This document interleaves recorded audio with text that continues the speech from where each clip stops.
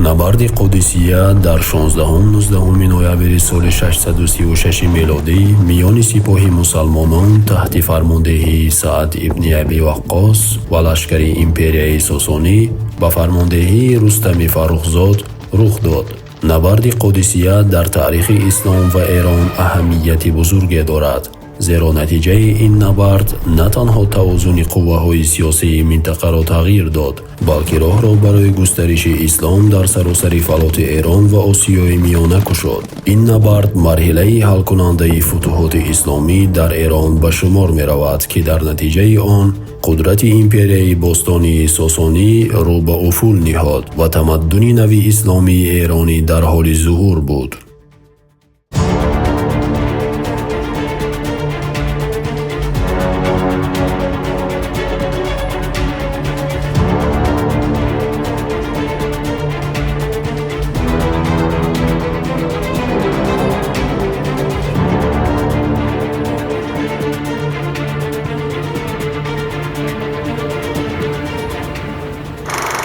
یعنی اهمیت این نبرد تا حدی هست که مورخ‌های اسلامی همچون طبری، بلازوری و ابن عاصم کوفی تمام تفصیلات این نبرد رو بیان کرده است. غیر از این مثلا منابع فارسی هم مثل فردوسی و تاریخ تبرستان ابن اسفندیار نیز درباره این جنگ و پیامدهای این جنگ صحبت‌های کرده است. از این عجیب‌تر از این است که تا مورخ‌های غیر ایرانی و غیر مسلمان نیست مثلا درباره این نبرد صحبت میکنن. ببینیم که مورخ رومی به نام تئوفن یا اینکه مورخ ارمنی به نام سیبیاس این نبرد مثلا درباره صحبت میکند. غیر از این منابع سوریانی نیز مثل میخائیل سوریانی نیز در کتاب تاریخ خودش درباره نبرد قادسیه صحبت میکند و پیامد آن در منطقه بین النهرین و منطقه حوض خاورمیانه صحبت‌های زیاد کردند. در این مقاله با توجه به منابع مختلف تاریخی و پژوهش‌های دانشمندان معاصر و بررسی همه‌جانبه نبرد قادسیه، عامل‌های پیروزی مسلمانان، خطاهای استراتژی سپاه ساسانی و پیامدهای این رویداد برای تمدن اسلامی و ایرانی خواهیم پرداخت. در این میان با رعایت انصاف و بی‌طرفی کوشش خواهیم کرد روایت‌های مختلف را با هم مقایسه کنیم و بدور از تیرگی تعصب تصویر واقع بینانه از آن روزگار پیش نظر بیننده بیاوریم.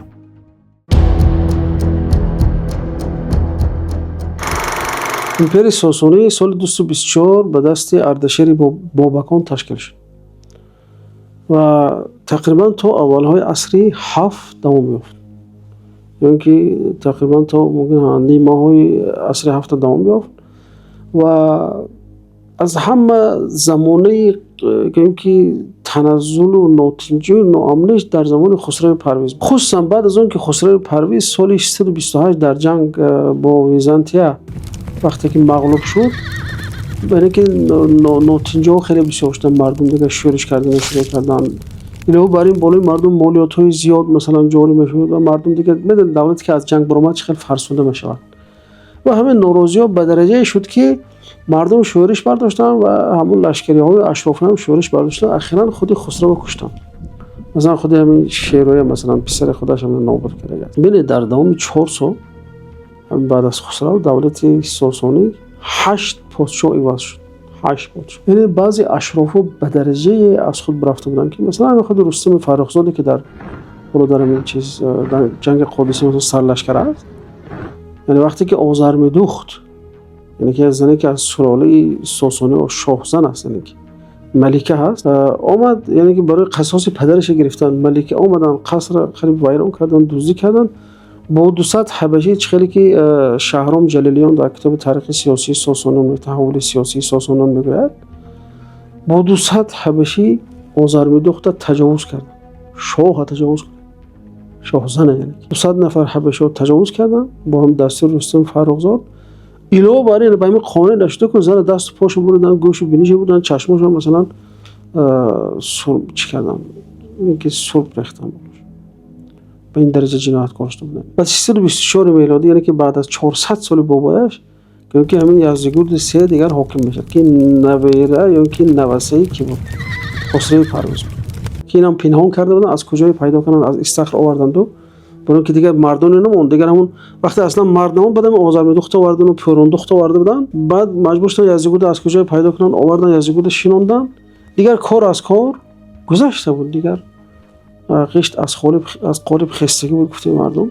که یزدگرد اومد خیلی حرکت‌ها کرد لیکن نتونست که دیگر پیشگیری کنه این سقوط امپرایی که باباش ساخته بودن. مردم ایران یعنی که همون اشرافایی که در چی بودن در حکومت و در دربار بودن دو تقسیم شدن. یک قسم میگفتن که بعد همین از سلاله ساسانیان رفتن گرفت، یک قسم دیگه میگفتن که نباید که دولت اشرافو به دست گیرن.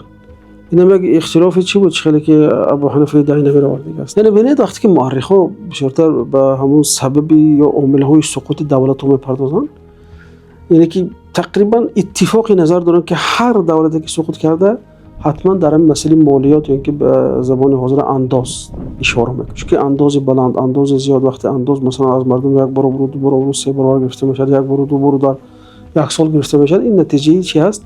مردم به میشورن این چیز، چون که مال برای مردم از چه قیمت ترین است. بنابراین این در این زمانی که هم یعنی که ساسانیان وقتی که همه چیز بسیار شد، آرتور کریستنسن میگه که یکی از سببش همین چی است؟ مالیات‌های زیادی که میگرفتن، بعد دیگر همون جنگ‌های زیادی که میشد، البته جنگ که شد دیگه چی مجبور مردم بالاش مالیات زم میشد. علاوه بر این مردم پسراش میمردن که حاضر به اسلام چی است موبیلیزاسیون میکنن، مثلا پسرا از میگریزن. اینا هم همین از اون زمان مردم از این چیز میگرفتن. کی میخواد که بچه‌ش را مثلا برای یک جنگی که نمیدونن که فایده داره ضرر داره بچه‌ش مرد میشه. این مثلا دلش میکشد رود در ویزانته جنگ کنه، در مثلا در بحر میانه زمین جنگ کند، میگه برای من بچه‌م برای چی میاد اینجا خودش میکنه. یعنی میگه که کریستنسن به درجه همین اندازها بلند شدن که خصوصا انسان زمیندار زمیناشون اون خیلی گذاشتن رفتن زمیناشون، گفتن برای من نه زمین دکن نه چی دکن، اینگیر زمینم گیر اندازشون خودت یا بگیر. در همین زمان در شبه جزیره عربستان دین اسلام با سرعت شگفت‌انگیز در حال گسترش بود. پس از وفات پیامبر الله صلی الله علیه و سلم در تاریخ 632 میلادی ابوبکر صدیق با عنوان خلیفه اول انتخاب شد و با شورش قبایل عرب که بر عده معروف است مبارزه قاطعانه کرد. پس از وفات ابوبکر در سال 634 میلادی عمر ابن خطاب به خلافت رسید. در زمان او فتوحات اسلامی وسعت بی‌نظیر یافت. اولین خاکی که مسلمانان در زمان عمر فتح کردند سرزمین شام سوریه بود. پس از آن توجه خود را به سوی امپرای ساسانی معطوف ساخت. در سال 634 میلادی در نبرد بویب سپاه مسلمانان تحت فرماندهی مصنع ابن حارثه شیبانی بر لشکر ساسانی پیروز شدند. این پیروزی زمینه را برای حمله گسترده تر به قلمرو ساسانی فراهم ساخت. عمر بن الخطاب رضی الله تعالی عنه سال 14 هجری برابر با 635 میلادی با اصحاب پیامبر صلی الله علیه و سلم مشورت کردند و تصمیم گرفتن که به فارس یا ایران امروزه هجوم کنند. و ایران امروزه نه، منطقه فارس حاضر قسمان عراق بود و قسمان آذربایجان و ارمنستان و اون طرف تا افغانستان میره. خب تصمیم گرفتن و سعد بن ابی وقاص را سرلشکر تعیین کردند در این چیز. خیلی که بلازوری میگه میگن که تو رو به سوی ایران میفرستم، بسیار دشمنای مثلا بزرگ هستن اونا، خب دشمنی که در پیش تو هست دشمن عادی نیست و الله تعالی تو رو یار است. خب این مثال قصه فرستادن حضرت عمر سعد بن ابی وقاص.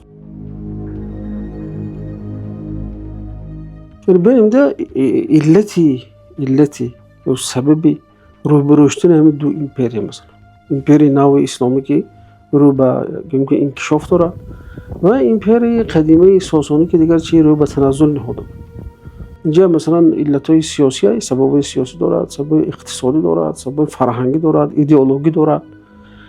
خب نه همش میتونیم که اینجا بررسی کنیم سببش. مسلمانان مثلا یعنی در پی گسترش حاکمیت خود بودند، خیلی که میگن در همون منطقه خاورمیانه. اما فارس ها یا ساسانی ها در پی بقای ملک خود بودند. خیلی هم ملک خودمون رو داریم که فرو نپاشه. اما اون عامل ایدئولوژی است اینجا گفتم، یعنی که از سببهاش یعنی این چی است؟ مثلا مغیرة بن شعبه وقتی که اومد با که رستم همچون سفیر مسلمان اومد با رستم گفت و شنید کرد، در همونجا یک عباره دارد میگه که ما آمدیم تا اینکه شما رو از بندگی بندگان خلاص کنیم و از شما رو از ظلم و ستم دینها به عدالت اسلام بکشونه. این عامل ایدئولوژی بود که مسلمانان رو تله میداد برای خاطر کمک کردن این دیگر ملت‌های که مستضعف. خب غیر از این عامل سیاسی داریم. عامل سیاسی چی است؟ مسلمانان با همین خلافت مرز که حکومت خودشون مرز دولت خودشون وسیع میکردن. هم اونجا مثلا یک نمود خشکسالی و گشنگی آمده بود. این یه نمود مساعدت میکرد، یعنی که اقتصاد دولت پیش رود برای خاطر که وقتی جنگ میکردن از جا غنیمت که میگرفتن، یه نمود هم مردم نیم جزیره که به رفاهیت اقتصادی آورده میرسونده این چیز. خب این همون فراید در چی آورده است در تاریخ باستانی ایران که این یعنی از عوامل اقتصادی بود که یکی از عواملش عوامل سیاسی اقتصادی بود. بعد وقتی مسلمانان چی رسیدن در مدائن رسیدن، یزدگرد یک شاه جوان بود، یزدگرد سه شاه جوان بود و اشراف و ایش هم جمع شدن گفتن که ایش یزدگرد مسئله بقای ما است، مسئله بقای ساسانی است، مسئله بقای دین زرتشتیت است. باید با تمام قوم ما جنگ کنیم، چون اونجا بینشون اختلاف شد. گفتن بیا همین با همین جنگ کنیم یا جنگ نکنیم. و اکثر اعیان اشراف گفتن که باید جنگ کرد، چون اگه ما جنگ نکنیم اینها خانه‌ها ما رو میبلند. که دیگه قوی جوان که بود، همین دولت هم مثل انسان چخلی که ابن خلدون میگه، یعنی یک نمود چی دارد، سند سوری پیرشوی دارد دولت. اینا هم در سند شیخوخه رسیده بود دیگه. دولت ساسانی و دولت اسلام دیگه در عین جوانی بود. یعنی اگه یک جوان و یک پیر وقتی با هم کشتی گیرن، البته جوان پیره مثلا معلوم بکنه. خب همین چیز درک میکنم اونا که ما باید در مقابل اینا استیم جنگ کنیم، نگذاریم که اینا با وطن ما دارن. یعنی قادسیه این میتون گفت که جنگ دو جهان بینی، جنگ دو ایدئولوژی، جنگ دو اعتقاد، جنگ دو سیاسی نظام سیاسی، یعنی که جنگ دو فرهنگ بود. فرهنگ جوان اسلامی، ایدئولوژی جوان اسلامی و فرهنگ چه قدیمه و فرهنگ رو به تنزل نهاده ایستاده ساسانی.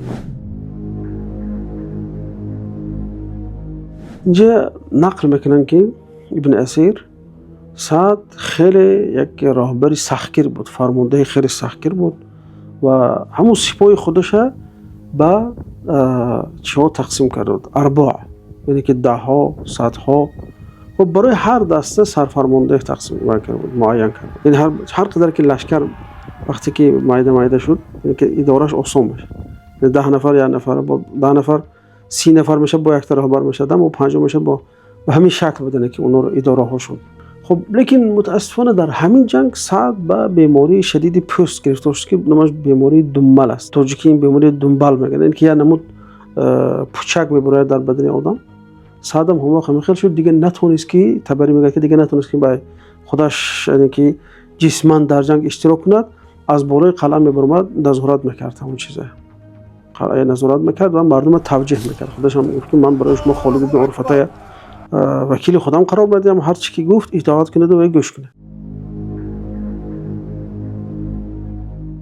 سعد ابن ابو وقاص برای اداره بهتری لشکر آن را به 10 بخش تقسیم کرد و برای هر بخش فرمانده تعیین نمود. بلازوری در فتوحات البلدان فرماندهان اصلی لشکری مسلمانان را چنین نامبر میکند: خالد ابن عرفته فرمانده میمنه لشکر جناح راست، عاصم ابن عمرو فرمانده میسره لشکر جناح چپ، عمار ابن یاسر فرمانده پیادگان، سلمان فارسی مشاور جنگی و تنظیمگری روابط، زهره ابن حویه تمیمی فرمانده طلایه، شرحبیل ابن سمت فرمانده جناح راست، معن ابن حارثه فرمانده جناح چپ، اشعث ابن قیس فرمانده قبیله کنده، قعقاع ابن عمرو فرمانده نیروهای احتیاطی، هلال ابن علفه تیمی سردار اطلاعات و تجسس.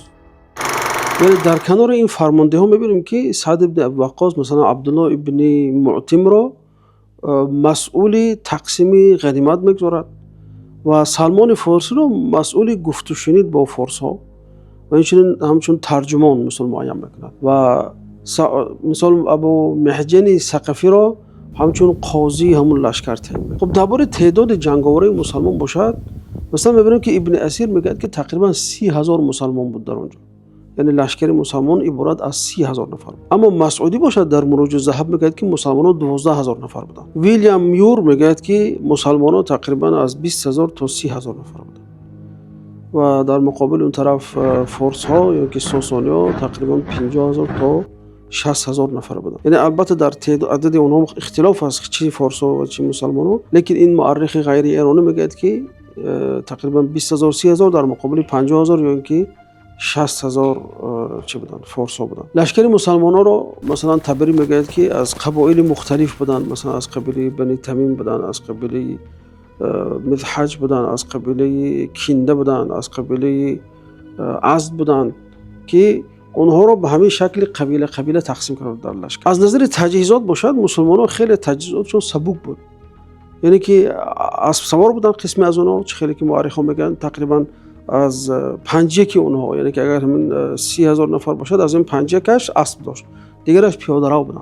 لباسشون لباس سبک بود، یعنی که تقریبا بسیار زره هم نداشتن، به جای زره شاید چرم رو استفاده می‌بردن یا بعضی متاها رو مثلا استفاده می‌بردن، یعنی که چیز لباسای آهنی نداشتن. از این جهت مسلمان‌ها لشکرشون خیلی لشکر سبک بود، یعنی اسبای تازه گرچه که زودرو هستند، زود حرکت هستند، لیکن تعداد اون در لشکر عرب خیلی کم بود. در لشکر مسلمانان حسین مؤنس میگه که تقریبا 5 لشکر فقط اسب سوار بود. تمام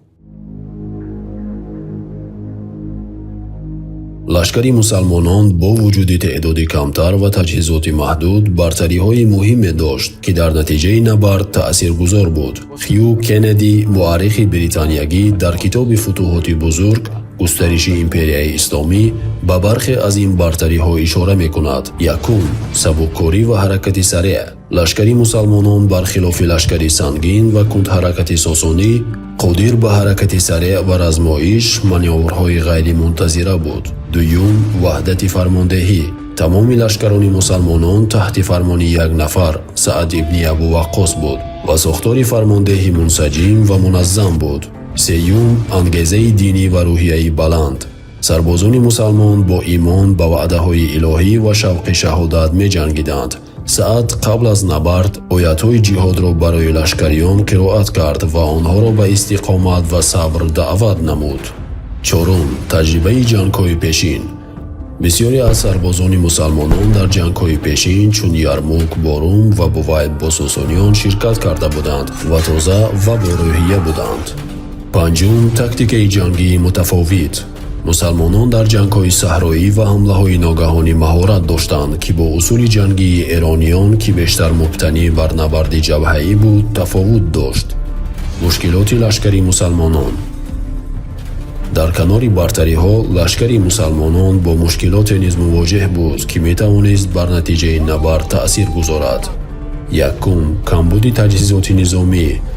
چون که گفته شد مسلمانان از نظر تجهیزات جنگی به ویژه زره و سلاح‌های پیشرفته نسبت به ایرانیان در سطح پایین‌تری قرار داشتند. دوم، مسافه دور از مرکز خلافت. لشکری مسلمانان در مسافه دور از مدینه پایتخت خلافت قرار داشت و دسترسی به کمک و تدارکات دشوار بود. سیوم، بیماری فرماندهی اصلی سعد ابن ابو وقاص. سعد ابن ابو وقاص در هنگام نبرد به بیماری شدید پستی مبتلا بود و نمیتوانست مستقیما در صحنه نبرد حاضر شود. چهارم، ناآشنایی با زمین و اقلیم منطقه. بسیاری از سربازان مسلمان با شرایط اقلیمی و جغرافیایی عراق آشنا نبودند و گرما و رطوبت منطقه برای آنها مشکلات جسمانی را به همراه داشت. پنجم، ترس از فیل‌های جنگی. سربازان عرب قبلا با فیل‌های جنگی که یکی از اسلحه‌های مهم لشکر ساسانی بود مواجه نشده بودند و این برای آنها یک عامل روانی ناشناخته به شمار می‌رفت. بزرگترین ضعف لشکری مسلمانان ناآشنایی با جنگ منظم و جبهه‌ای بود که در سرزمین‌های هموار و وسیع چون دشت قادسیه ممکن بود برای آنها مشکل ساز باشد.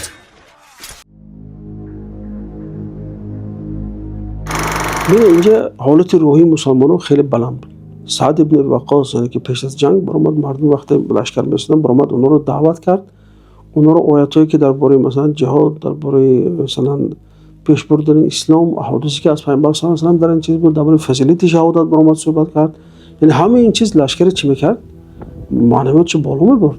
خیلی که تبری میکردیم. یعنی همون آیاتی که اونجا خوانده میشد اونها رو چی میکرد؟ روح بلند میکرد. علاوه بر این اون پیروزی که مسلمانان پیش از قادسیه به دست آورده بودن، فارس رو شکست دادن در یک چند جا، مثلا همین در زمان مثنی بن حارث، یعنی این مسلمانان روحیشون رو بلند کردن.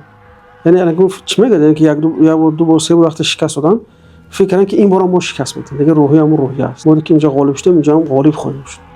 همین چیز در روح خیلی چی بود. و علاوه وقتی که اونو شبا نماز میخوندن، شبا دعا میکردن، قرآن میخوندن، مثلا تا وقت جاسوسای رستم اومده دیدن مسلمان‌ها، رفتن اونجا گفتن که من حیران، گفتن اونا شب نماز میخونن روز افسوار، یعنی شبانه نماز خوانن روز رو افسوارن. خب چه خیلی که ابلیس را دیگه. همه این دلیل برام که مسلمان‌ها چی در یک روحیه خوبه بود. رستم فرخزاد از خاندان اسپهبادان بود که از 7 دودمان بزرگی که در زمان ایران ساسانی ایران را اداره میکردن یکیش همین عائله رستم بود. از جمله برادرش هرمز فرخزاد که وقتی علیه خسرو شورش کرد، این شورش منجر به سقوط خسرو شد. آرتور کریستنسن در کتاب تاریخ ساسانیان میگوید رستم از خاندانی بود که در عرصه نظامی و سیاسی ایران نفوذ زیاد داشت. پدر او فرخ هرمز سپهبد خراسان بود و خود رستم نیز پیشتر در جنگ‌های ایران و روم خدمت کرده بود. از نظر اعتقادی باشه رستم یک شخص زردشتی بود، آنچنانی که زردشتی دینی رسمی دولت ساسانی بود. ابن اسیر میگوید که وقتی سفیر مسلمان ها رفت و با او گفت و شنید میکرد، رستم از دین خود دفاع میکرد و امیری میگوید که رستم گفت ما هیچگاه دین اجدادی خود را رها نخواهیم کرد. اما از جهت طبقه‌ای باشد رستم از طبقه ارتشداران یا اینکه از طبقه جنگاوران بود که در اون نظام طبقاتی ساسانی این طبقه خیلی بالا حساب میشد و طبقه که در از جهت اجتماعی خیلی امتیازات‌های بزرگ و برخوردار بود. برای همین رستم یک مقام ایران سپهبد را صاحب بود که از بلندترین درجه‌های یا رتبه‌های عسکری و نظامی حساب میشد.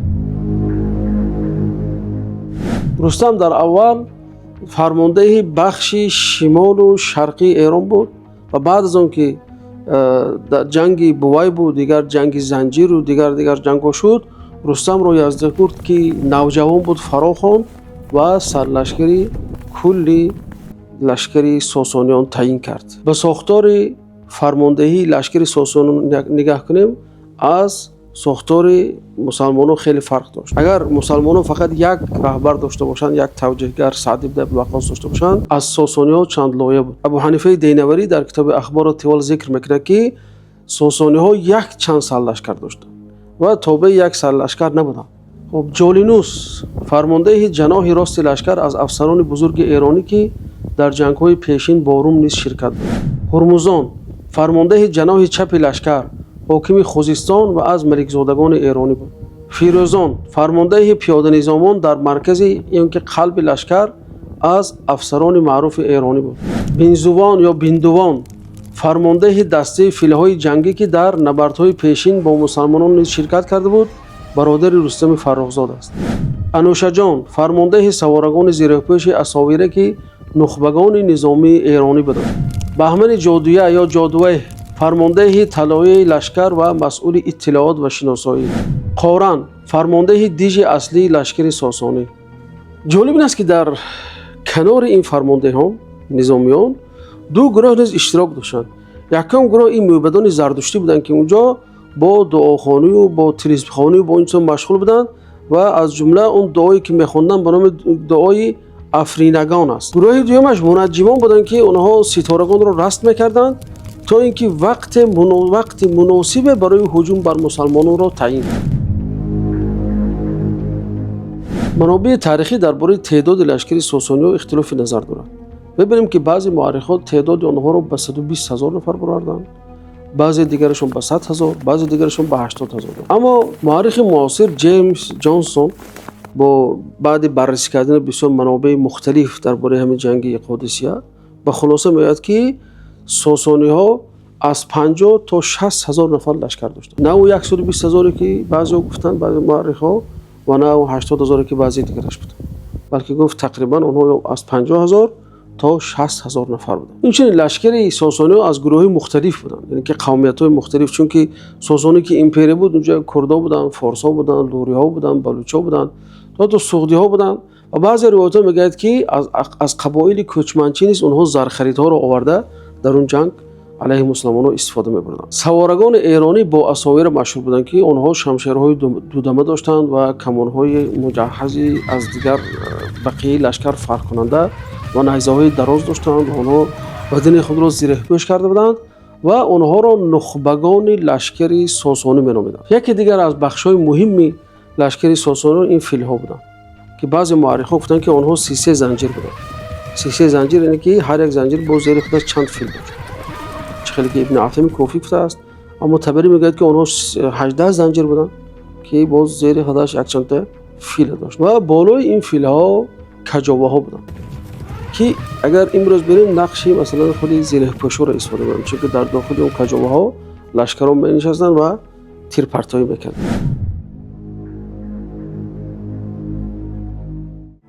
لشکری ساسانی با وجود مشکلات داخلی از برتری‌های مهم برخوردار بود که در ابتدای نبرد میتوانست برای آنها بری کننده باشد. یکم، فیل‌های جنگی. مهمترین برتری نظامی ایرانیان در نبرد قادسیه فیل‌های جنگی بود. این فیل‌ها که از هند آورده شده بودند میتوانستند صف‌های پیادگان مسلمانان را بشکنند و وحشت ایجاد کنند. هنگامی که لشکری مسلمانان فیل‌های جنگی را دیدند، بسیاری از اسب‌های مسلمانان رمیدند، زیرا هرگز فیل را ندیده بودند. دوم، زره‌پوش‌ها. سوارگان زره‌پوش ایرانی اساویره از نظر تجهیزات دفاعی بسیار پیشرفته بودند. زره‌پوش‌های ایرانی چنان سنگین بودند که بسیاری از تیرها و نیزه‌های مسلمانان در برابر آنها بی تأثیر بود. سوم، تجربه جنگی. بسیاری از سربازان و افسران ایرانی در جنگ‌های طولانی ایران و روم شرکت کرده بودند و از تجربه جنگی بالای برخوردار بودند. ساسانیان یکی از قدرت‌های نظامی بزرگ زمان خود بودند و ارتش آنها که تجربه 4 قرن جنگ با روم را داشت، از نظر تاکتیک‌های جنگی و تجربه میدانی نبرد در سطح بالای قرار داشتند. چهارم، برتشکیلی. ساختار نظامی ساسانی بسیار منظم بود و تجربه صدها سال دولتداری را پس سر داشت. لشکر ساسانی بر اساس سیستم 10 دهی تشکیل شده بود که در آن 10 سرباز تحت فرمان یک دهبد، 10 دهبد تحت فرمان یک صدبد، 10 صدبد تحت فرمان 1000 بد و 10,000 بد تحت فرمان یک بیوربد فرمانده 10,000 قرار داشتند. پنجم، شناخت زمین. لشکری ساسانی از برتری شناخت زمین و جغرافیای منطقه برخوردار بود که میتوانست در تاکتیک‌های جنگی به آنها کمک کند. مشکلات لشکری ایران. در کنار برتری‌ها، لشکری ساسانی با مشکلات جدی نیز مواجه بود که در نتیجه به شکست آنها کمک کرد. یکم، بحران راهبری. پس از مرگ خسرو پرویز و سقوط مدائین، جامعه ایران در بحران راهبری به سر می برد. یزدگرد سه جوان و بی تجربه بود و نمیتوانست در شرایط بحرانی لشکر را به خوبی راهبری کند.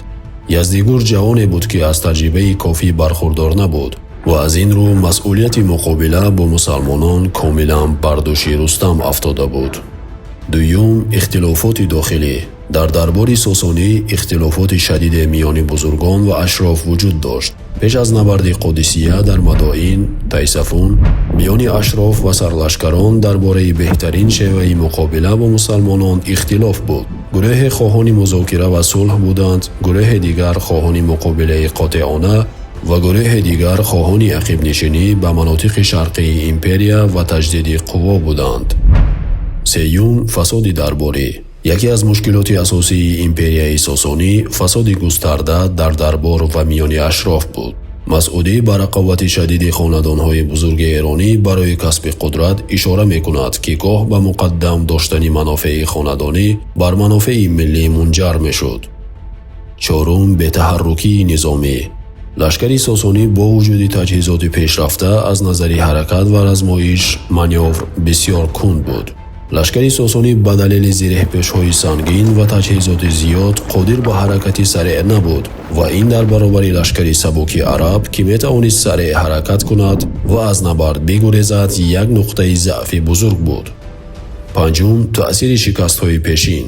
шикасти эрониён дар набардҳои пешин ва вижа бувайб таъсири равонии манфӣ бар лашкари сосонӣ гузошта буд.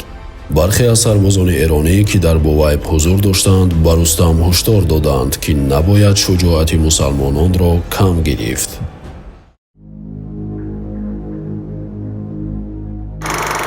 дар қудусия рӯҳияи лашкари форсҳо хеле афтода буд, аммо мусалмонон баръакс буданд рӯҳияшон. чаро ани форсҳо рӯҳ афтода буданд? барои хотири он ки Рустам хобе дида буд, як хоби баде дида буд пеш аз ҳамин набард ва яъне ки аз ин хоб фоли бад мегирифт. илова бар ин дар ҳамон рӯзи чаҳоруми ҷанг вақте шамоли сахт мешавад, ҳамон хаймаи Рустам мекунад шамол. вақте инро мебинад бо фоли бад мегирад Рустам, чунки мегӯянд ки хеле ба танҷиму ба ҳамин ситору ино эътиқоди калон дошта, табарӣ мегӯяд ина. برای من اونا اینقدر روحی بالوده نداشتن وقتی جنگ. خب اینجا میشد که برای همچون عامل، یعنی که در جنگ های پیشین پیش از این قادسیه چند جنگ شد فارس‌ها شکست خورده بودن ساسانی‌ها. مثلا در جنگ بوایب شکست خورده بودن، در انبار مثلا شکست خورده بودن، در اونایس مثلا شکست خورده بودن. همه این اونها را علیه یعنی روح افتاده کرد که شاید که این رویا با اونا وقتی میشنیم با ما چی با مغلوب میشیم. برای یعنی در همینجا اینکه روحی پست داشتن. یا عامل دیگرش خطر سقوط خود پایتخت مدائن بود. یعنی که این منطقه قادسیه خیلی نزدیک بود به مدائن. و اونها یک احساس عجیب داشتن که شاید که حاضر همین در جنگ مغلوب بشیم، باز پایتخت ما از دست میره و اینا. همه این ذهن اونها رو البته مشوش میکردن که ساسانی‌ها رو. عامل از همه وزن‌ترین این همون تضاد و رقابتی که در داخل خودی چی بود درباره ساسانی‌ها بود. یعنی که مثلا رستم با فیروزان چپ بود، هرمزان مثلا با فلانیش چپ بود. هر یکتاش خودش چی میدونست؟ من گپی من گپ است، من اشراف زاده ترم، من عائله‌ام نسبش بلندتر است. به همین شکل یعنی که همین یعنی که تضادی که بیناشون واقع بود، یعنی که هر یک که از اشرافا میخواستن که اونها مثلا فرمانده باشن، گپی اونها گپ باشد. چه که امیرخانی گفته که از در تاریخ نظامی ایران همین سبب شد که چی روحیه‌شون افت که وقتی که لشکر یک جای برود و اونها در قلب یک مرد نباشن، دلشون یک نباشد، حتما چی خانه خراب میشه.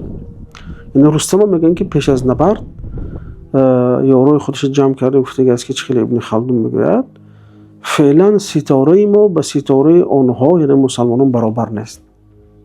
اشاره کرد که علم تنجیم یعنی که علم نجوم خیلی چی داشت، علاقه داشت و همراه خودش همون چیان بردگی بودم و فلکشناسای و نجوم علمای منجمای اونا گفتن که دیدن گفتن ستارهاتون با ستاره اینا چی دیدن که اونا غالب میشن بالشون. وقتی که اینم دید همراهی مثلا خیلی در چی میشه که در دایره محدود کو مثلا فرمانده به هر یک لشکر برونده گاو نمیزند کو همون دایره محدود همین که پزاد همون چیا با چشیدن یعنی که اونا با رویاشون افتاد، چون خیلی اعتقادشون به این علم چی بود کلام بود اونها. لیکن این نباید ما رو چی کند یعنی که مغرور کند که تمام ساسانه و تمام فرو رفته بودن، بلکه توجه کنیم یعنی که تصور کنیم که یه لشکری بود که 400 ساله تجربه جنگ داشت، لشکری منظم بود، ترتیباتش در جای خودش بود، فقط چی داشت یعنی که تا میگن که همون وقتی برآمدن همون سرلشکراش اساویره و اینا میگفتن اونها رو خیلی نفسی بالا داشتن بعضی‌هاش یعنی که ما غالب میشیم ما میبریم و یک عباره خیلی تکرار میکردن یعنی که یک خدا یا که ایزدی زردشتی بود گفتن که نرسی نرسی نرسی نرسی یا چی بود یعنی همون ایزد یعنی که یک خدایی بود که در وقت جنگ به اینا کمک میکنه. همین فریاد اونا خیلی در همون قدسی خیلی بسیار بچه میکردن، خیلی که ابو حنیفه دینوری در اخبارات تیوال میارد این چیزا. خب خلاصه همین گرچنده که همین برتری نظامی اونها یک امید بخش بود، لیکن بسبب اون که چی خلافات داخلی بینشون چی بود اینا نتونستن که در این جنگ غالب بشن. یعنی که اساسی مشکلی چی است همون در داخلی خود اونها با هم ضد بودن، یعنی که تلاش برای منصب بود، تلاش برای فرماندهی بود و اینا اون بود، اینا دیگه نتونستن که پیش رفتن و این چیز یعنی که چیز به نفع مسلمان‌ها حل کرد و رستم هم یکی از خطاگوی کلانش این بود که همون جای جنگ خطا انتخاب کرد. این باید که چه میکرد در داخل میکشوند مسلمان را، لیکن مسلمان رو این طرف کشوند. و در عراق اونا چیه که خودی در اون صحرا جنگ کردنشون در اون چیز قادسیه، این یعنی نمود اطمینان بخش برای اون بود که در حالت عقب نشینی میتونستن به صحرا رو، لیکن فارسا در وقت عقب نشینی میتونن بحر چی بود دریای فرات بود اونجا. مبادله سفیران میان دو طرف. پیش از آغاز نبرد قادسیه میان مسلمانان و ایرانیان مذاکرات متعدد صورت گرفت. سعد ابن ابو وقاص بنا به دستور عمر ابن خطاب پیش از آغاز جنگ هیئت‌های متعددی را برای مذاکره به نزد رستم فرستاد. طبری در تاریخ خود نام سفیران مختلف مسلمانان را ذکر می‌کند که به نزد رستم رفتند. یکم نعمان ابن مقرن، دوم مغیره ابن شعبه، سیوم ربعی ابن عامر، چهارم حذیفه ابن محسن.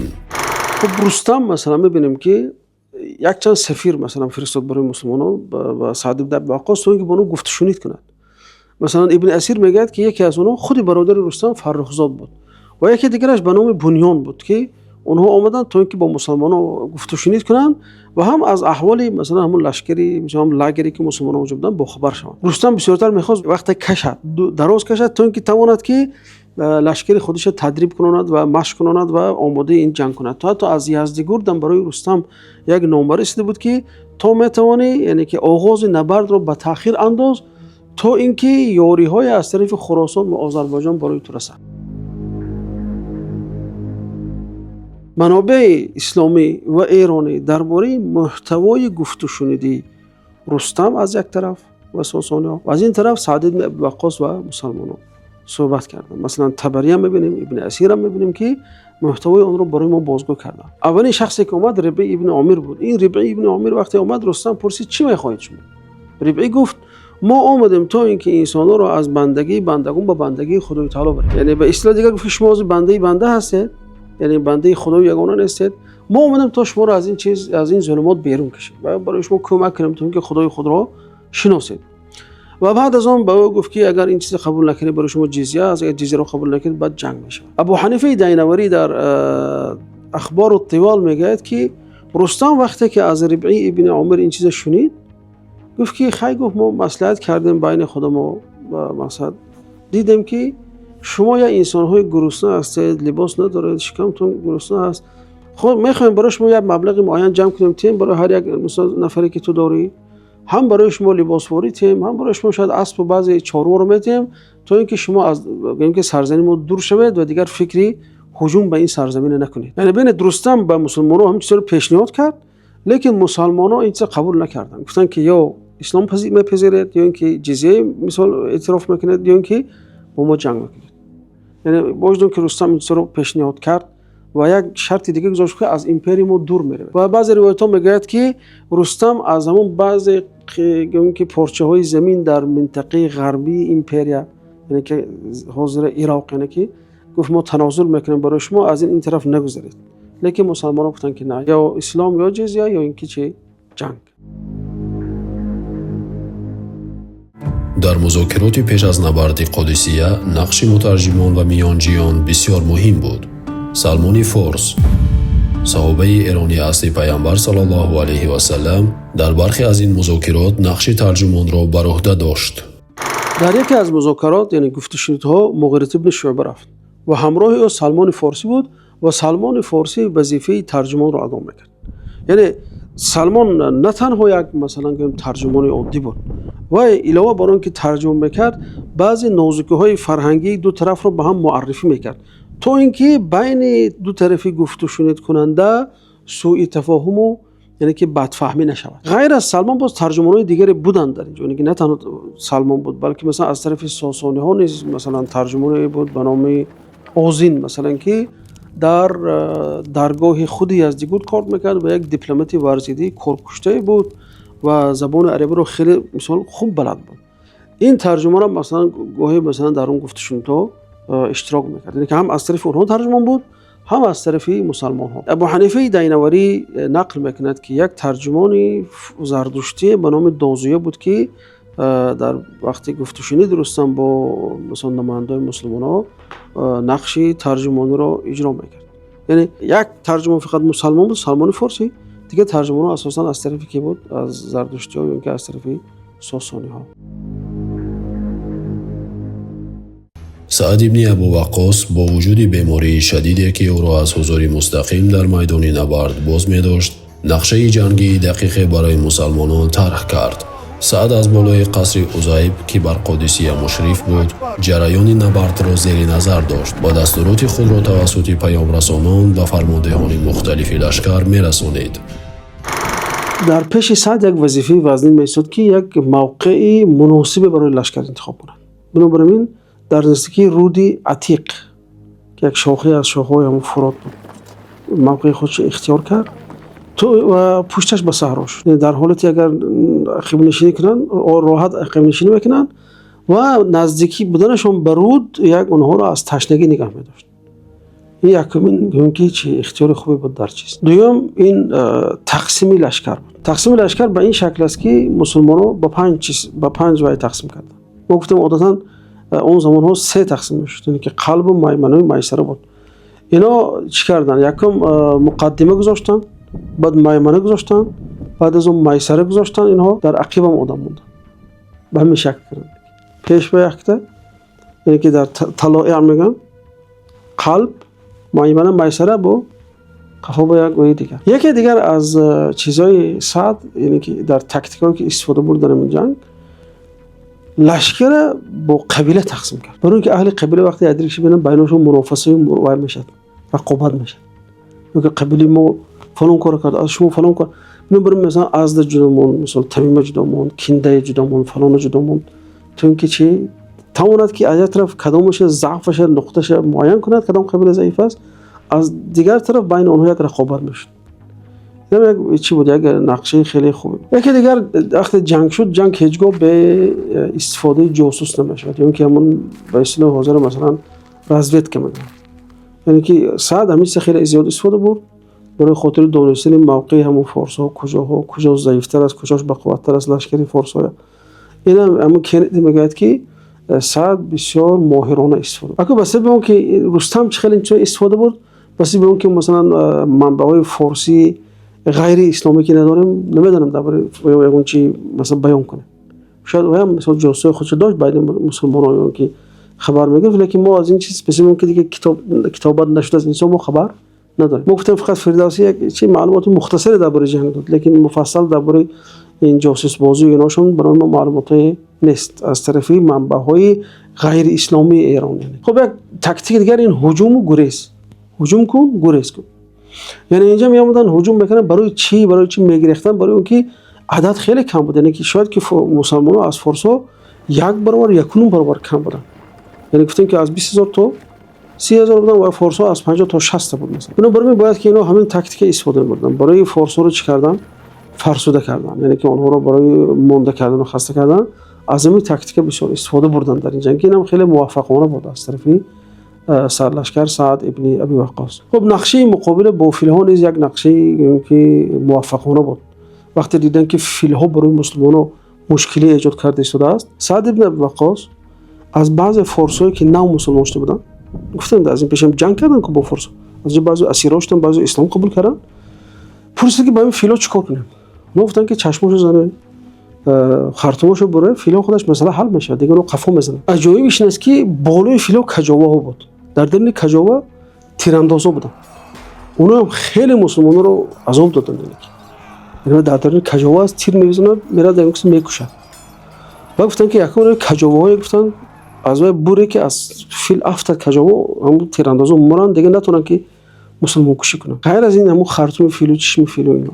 خب همین چیزا خیلی موافقانه استفاده بودن و توانستن که فارس‌ها رو وادار کنن به عقب نشینی توسط اون فیل‌هایی که آوردن که با اون مسلمانان رو شکست. یک تاکتیک دیگری سعد این همون انگیزه بخشی بود، یعنی با قرائت قرآن، با مثلا چیزای حدیث، اون وعده‌هایی که برای انسانی که مثلا برای دین خودش، مثلا برای پیشروی دین خودش خدمت میکند، وقتی که اون چیزا خوندن این انگیزه با گرچه که معنویاتشون بالا برده باشن، لیکن این یک تاکتیک است در تمام جنگ‌ها. همین است. مثلا این طرف هم مثلا میگه که باید وطن خودت حمایت کنی، باید که مادرت، خواهرت، خاکت حمایت کنی. این چیز در جنگ‌ها میشه. اما در اسلام یک چیز ضابطی هست، این دین است. یعنی انگیزه دینی خیلی نقش کلان داشت در اینجا. رستم فرخزاد سرلشکری بزرگ ساسانی نیز استراتژی معین برای نبرد داشت، اما استراتژی او به خطاهای همراه بود که در نهایت به شکست لشکری او انجامید. استراتژی رستم بر اساس چند اصول بنا شده بود. ابن اسیر میگوید که در استراتژی رستم مثلا باید در صف اول فیل‌ها رو گذاشت. فیل‌ها رو گذاشت برای چی؟ برای اینکه همون لشکر مسلمان در رعب و در واهمه نگاه دارد. غیر از این اسب‌ها وقتی که فیل می‌دیدن می‌رمیدن. هم یک نمود حمایه پیاده‌گردان بود. فیل در پیش وقتی می‌ایستاد، عرب در چی دسترس نداشت به پیاده‌گردان ساسانی. کشته نمی‌تونست اونها. جنگی تن به تن کرد نمی‌تونست. برای این فیل گذاشتنش چی یعنی که صفای پیادگان هم حمایه می‌کرد و سوارگانش هم حمایه می‌کرد. از دیگه طرف چی عربای می‌ترساند، اسبای عربا رو می‌رموند از این چیز. این یکم استراتژیش است. دومش رستم اومد و لشکر به سه بخش تقسیم کرد که این میدونم که در جنگ‌های قدیم همین بود. یعنی لشکر قلب داشت، دلی لشکر بود در مابین می‌ایستاد. میمنه داشت، طرف راست میشد، میسره طرف چپ. یعنی لشکر سه تقسیم. 10000 مثلا 10000 لشکر باشد، مثلا گمان 4000 قلب مونونه، 3000 راست، 3000 چپ میموندن. میمنه و میسره بر معنای چی؟ بر معنای چپ و راست. خب جناح راست برای کی داد؟ جالینوس داد که این یک فرمانده بزرگ ایرانی بود که در این جنگ خیلی قهرمانی نشون داد. و فرمانده یعنی چپش میسره این کی بود؟ همون هرمزان که خیلی جنگ کرد و اینم توانست که از قادسیه عقب نشینی کند. بعد در آخر به اسیر میافتاد و مدینه میبرند. رستم در این جنگ دوم استراتژی که استفاده برد این از اساویره یا سواره‌های زره پوش استفاده بردن که اینها میتون گفت که الیت نظامی همون کیا بود؟ امپری ساسانی بودن که اینها هم نزدیکی فیل میشدن، سوار بودن، بدنشون آهنی بود، زیره‌های پشتی بودن و از همون الیت و بهترین جنگاورا حساب میشدن. اینها هم در اون پیش نگاه داشت در خط اول دفاع. خب بیا نمود دیگرش این استفاده بودن پناهگاه‌ها. رستم لشکر خودش قسما در هم بین نخلستان و اونا هم جو کرد. بعضی یعنی که اونجا مستقر کرد و برای اینکه مسلمانان نتونن که حمله ناگهانی کنن با اونها. نخلستان یعنی جایی است که لشکر در اونجا نمیتونه با چه اسب و وایش. بعضی آب خندق‌های هم کفتن برای خاطر دفاع. چون که وقتی اومدن دشمنم اومد چی از اون خندق گذشته نمیتونن. این میدونه که چی یعنی که از تاکتیکای قدیمی فارس بود. تا وقتی جنگ خندق هم شد سلمان فارسی همین ایده برای مسلمانان داد. رستم بسیارتر به اون جنگ جبهه‌ای اعتماد کرد. این معناش چیه؟ یعنی که رستم استراتژی خودش بسیارتر چیکار بالای جنگ جبهه‌ای و منظم برپا کرد. این همون روش جنگی که کیار ساسانی با کی داشتن؟ با بیزنطه داشت. اما مسلمان‌ها که در لشکر یک سبوکی اسب سوار بودند و اکثرش مثلا پیاده بودند، این روش منظمی که اونها مثلا دو لشکر مثلا ساسانی و بیزنطی جنگ بکرد، این استراتژی نمیتونست که با عربا استفاده بره. رستم چه کرد؟ به صورت ترکیزش بالا همیشه. یعنی مثال هنز میگه که در کتاب تاکتیکای جنگی مسلمانان در فتوحات اولیه آورده است که همین چیز سببش که رستم نتونست که با اون یعنی که لشکری که روش جنگش دیگر است، از روش جنگ اونو که بیخبر بود، نتونست که چه همون لشکری منظم خودش به هم مطابق کنه. یعنی که رستم امید داشت که این لشکری سبوک عرب که اکثرا پیاده هستند و کمترشون سوار هست، در مقابل این فیل‌ها و این زره پوش‌ها یعنی که تاب آوردن نتونسته چی شکست می‌خوره. لیکن نتیجه چی شد؟ نتیجه عکسش شد. یکی دیگه از تاکتیکاش این بود که رستم حرکت میکرد که جنگ به تأخیر اندازد. یعنی که تقریبا میگن که یک ماه دراز کشید، طول کشید تا اینکه جنگ سر شد. لشکر اومد ایستاد، یک ماه منتظر شد که کی سر میشه. چرا رستم کشال میکرد؟ یعنی که به اصطلاح راست و دروغ بیناشون سفارت بود، یعنی که از این طرف میرفت و اون صحبت میکنه، اینا رفتن بین اون صحبت میکنن. فقط معناش بود وقت کشال دادن. مسلمان‌ها هم یعنی که حرکت میکردن که چی میدان خوبتر آموزن، فورس‌های عدد چی فهمن، چی نمود مثلا لشکر رو از اینجا فهمن. اینا هم بسیارتر ترکیزشون به این بود که یزدگور وعده داد که از خراسان و از آذربایجان و از مازندران از اونجا برای تو یاری میآید. اینم به همین امید چی کشال داد که برعکس شد نتیجه. کشال دادن. لشکر وقتی کی جنگ میشد وقتی پنج نگه خسته شدن میگردن. یعنی انتظاری دوست نمیدارد لشکر، میگه تیسر کار تموم کنیم رو میگه. اما وقتی که این دراز شد دیگر روحیه به تاثیر کرد، روحی لشکر پایان رفتن گرفت. رستم فرخزاد با وجود داشتن لشکری بزرگ و مجهز در استراتژی و تاکتیکای جنگی خود مرتکب خطاهایی شد که بر نتیجه نبرد تأثیر جدی گذاشت.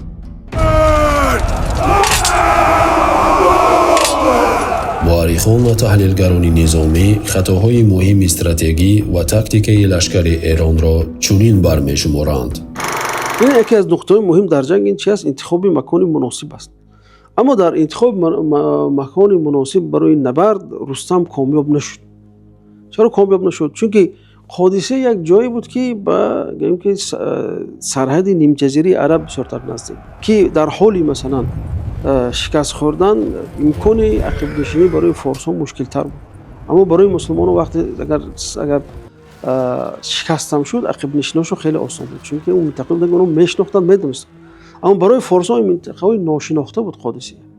برای یکم مشکلی که شد این چی یک مکانی را برای نبرد اختیار کرد که وای مکان خودش نمیشناخت. یعنی رستم مثل شخص نابینا بود اینجا، چون که زمین نو، سرزمین نو، بلد نیست این طرف اون طرفش، برعکس که عربا در اونجا مثلا اونجا خود میشناختند و بلد. مثلا رستم میتونست که همین نبرد به یکی از کوهستان‌های ایران کشوند، مثلا عربا رو به اونجا کشوند به روش استدراج مثلا، یا که به درون خاک ایران کشوند. لیکن رستم این کار را نکرد. تا میگن که بعضی هم مشورت برای بعد دادن، تا هرمزان که یکی از بزرگان و یکی از اشرافی که بود برای رستم پیشنهاد کرد، گفت نباید که ما گفت اونجا رو زمینی که نمیدونیم نمیشناسیم مثل نابیناها، بیا گفت یک سرزمین داریم که اونجا توانیم که جنگ کنیم، دانیم اونجا رو که عربا ندونن، در اون صورت ما میتونیم اون رو شکست دهیم.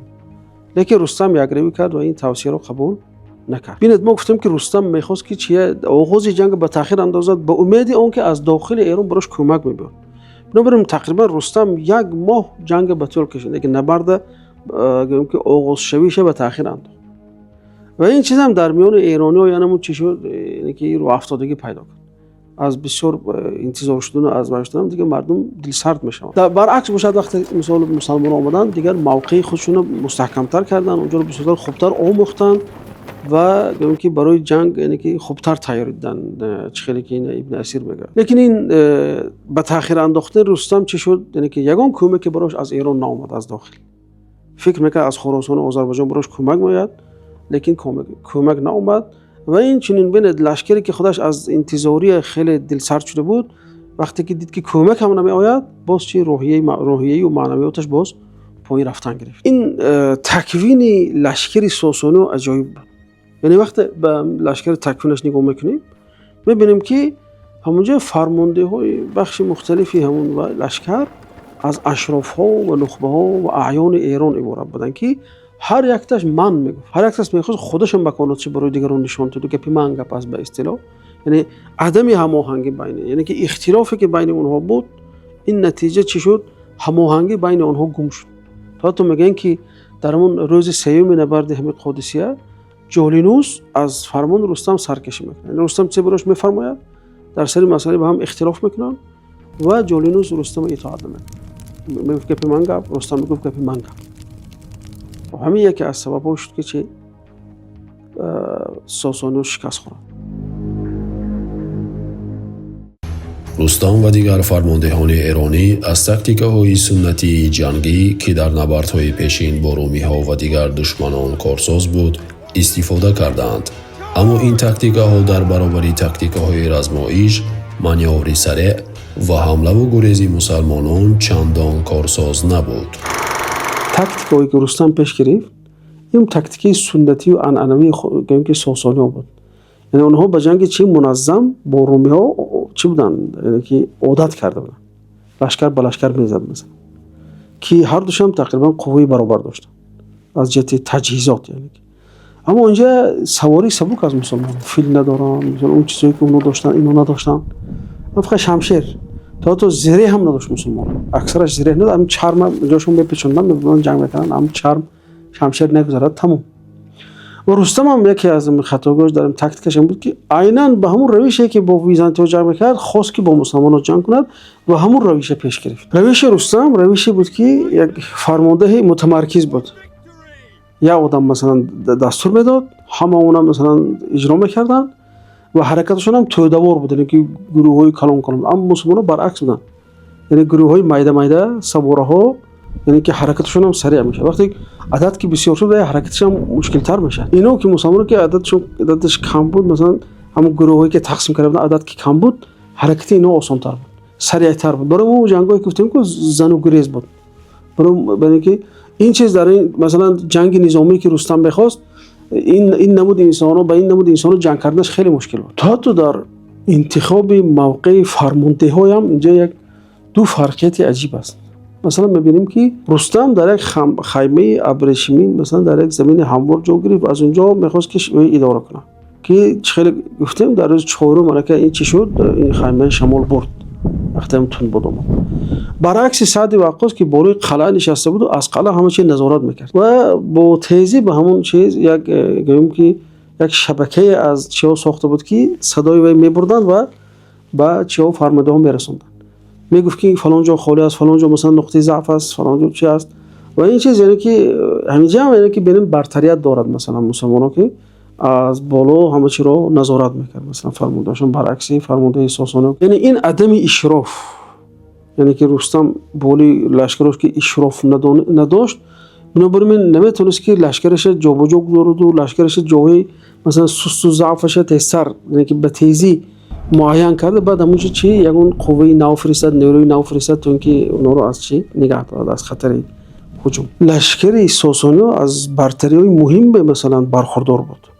جو مثلا زیره پاشا داشتن، خیلی گفتم اونا نخبه ها بودن و این طرف فیلا داشتن، لیکن از این چیز خوب استفاده بردن نتونستن. مثلا رستم آورد و همه فیل‌های در یک طرف جا کرد. اگر اون فیل‌ها رو برابر در اون لشکرش اگر توزیع میکرد، اون رو بین لشکرش تقسیم میکرد در پیش در صف اول، این مثلا شاید که توازن نیروها رو در نبرد دیگر میکرد. یا اینکه اون قوای نخبه زره پوش رو مثلا که رستم فقط در هنگام دفاع استفاده برد، اگر اونها رو مثلا برای هجوم استفاده میبرد، احتمال زیاد که این نبرد به طور دیگر حل میشه. یک مشکلی دیگری که رستم مثلا از خود نشان داد، این بی‌توجهی به همون روحیه و معنویات لشکرش بود. یعنی میبینیم که وقتی که منجما به رستم درباره شکست خوردن ساسانی ها گفتن، رستم برآمد همین سه به لشکر و سرلشکر خودش نقل کرد، اونا دیگه به دیگران نقل کردن و این سبب شد که چی روحیه اونها معنویاتشون پایین رفت. برعکس سعد که ما گفتم میبرند آیات میخوند، مثلا یا از بالا همون بالای قلعه‌ای که نظارت میکرد آیات میخوند، حدیث میخوند، اینو میرسوندن اون مبلغاش و هر زمان مثلا با همین آیات ها یعنی که چی میکرد، اونها از جهت روحی و معنوی اونها رو مثلا بالای خاطر میکرد.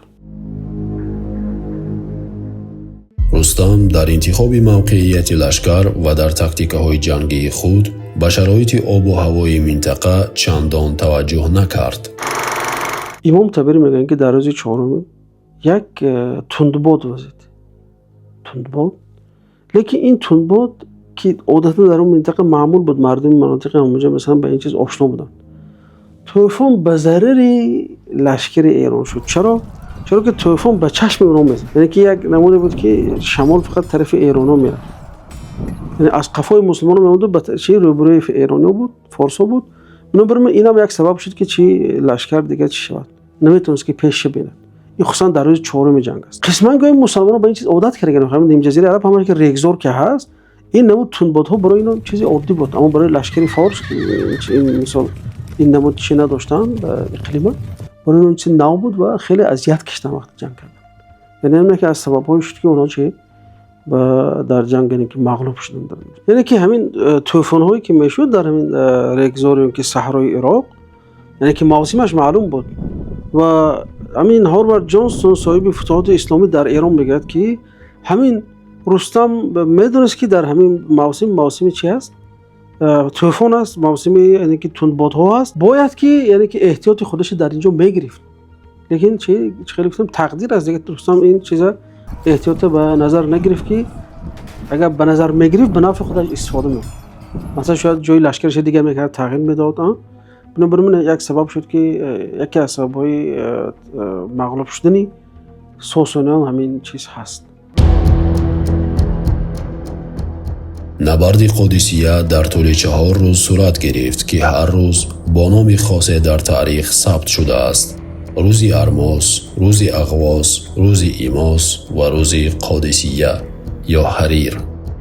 مرحله اول روز ارماس، توصیف دقیق رویدادها.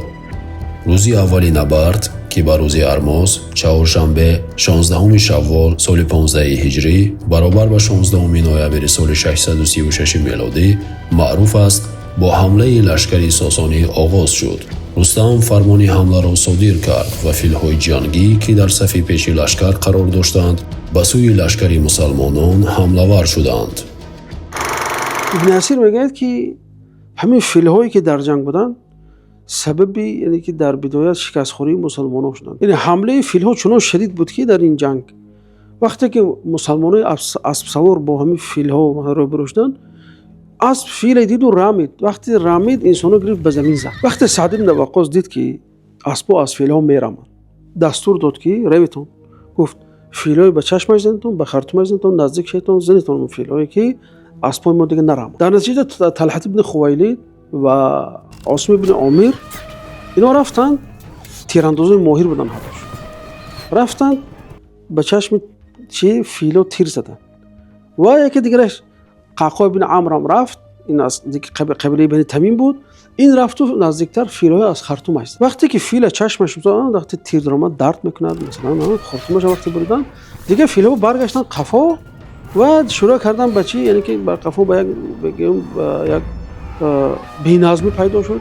لشکر فارس‌های و ساسانی‌ها بی‌نظمی پیدا شد، مردم چی عقب نشینی کردن و فیل‌ها هم شروع کردن به زیر کردن اون. وقتی که فیل‌ها شکسته شدن، مثلا فیل‌ها چپه گشتن، اشعث ابن قیس رئیس قبیله کنده که خیلی قبیله عریق است هجوم کرد و 100 نفر رو کشت. از قفا رفت عمرو بن معدی کریب که یکی از پهلوان‌های عرب است، این هم رفت یک چند همون فرمانده‌های وقتی ساسانی‌ها رو نابود کرد. خب دیگر یعنی که مصیبت بالی مصیبت شد. یعنی هم این فیل‌هاشون از طرف زیر میگن، ها از این طرف وقتی بعضی شخص‌های نمایانشون کشته شدند، اونها چه روحی و معنوی اونها دیگر پایان رفتن گرفت میشه. با نزدیک شدن شب جنگ متوقف شد و دو لشکر به لشکرگاه‌های خود بازگشتند. در پایان روز اول لشکر مسلمانان با وجود تلفات سنگین توانسته بود از حمله فیل‌ها و زیره‌پیش‌های ایرانی جان به در برد و موقعیت خود را حفظ کند. در پایان روز اول سعد به یاران خود توصیه کرد تا به نماز و ذکر مشغول شوند و روحیه خود را برای روز دوم نبرد بالا برند. روز دوم نبرد که با روز اغواس پنجشنبه 17 شوال سال 15 هجری 17 نوامبر سال 636 میلادی معروف است، با رسیدن دسته کمکی مسلمانان تحت فرماندهی قعقاع ابن عمرو و هاشم ابن عتبه از مدینه آغاز شد. قعقاع برای معنویات مسلمانان بالا بردن، وقتی که با اون لشکرش از شام می اومد، پیش از به میدان در اومدن 10 تقسیم کرد، 10 تقسیم کرد.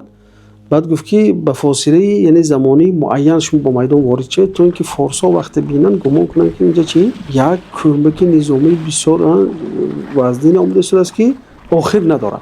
ولی که 1000 نفر بود فقط و این در نوبت خود مثلا معنویات مسلمانان رو بارون می‌برد. وقتی می‌دیدن که اینقدر یعنی که کمکی به آخر آمده شده است، البته روحیه‌شون بلند می‌شد و برای مثلا جنگ کردن و پیشروی این کار اونها رو مساعدت می‌کرد. ببینید در روز دوم جنگ هم وقتی که قعقاع اومد در روز دوم جنگ گفت که یعنی اومدن قعقاع در حقیقت توازن دیگه کرد. اومد گفت خب ما چی منتظر میشیم که اونا برای ما هجوم کنن؟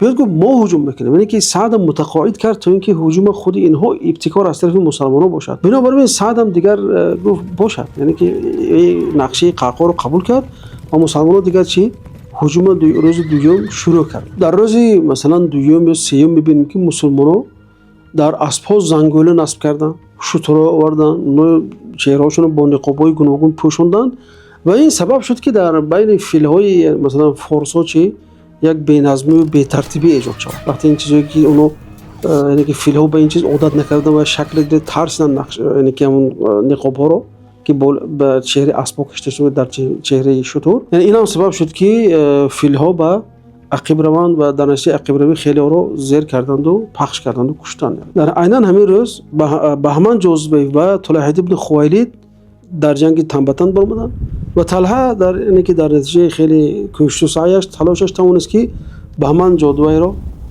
سر زند و این هم دیگر با روحی مثلا ساسانی رو خیلی پایان برد، چون این یک انسان یعنی که از انگشت شمار پهلوانای زمان خودش حساب میشه. این روز دوم روز عجیبی است. این روز همین قدر بالای کیا فارس و فشار آمد که جنگ در حقیقت جنگ شدید شد.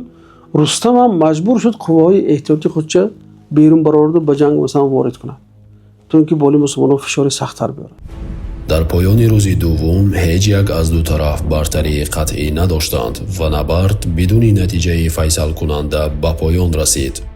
در پایان روز دوم سعد به فرماندهان خود دستور داد تا سربازان را برای نبرد سنگین روز بعد آماده کنند، زیرا در روز سوم حمله قطعی را آغاز خواهد کرد.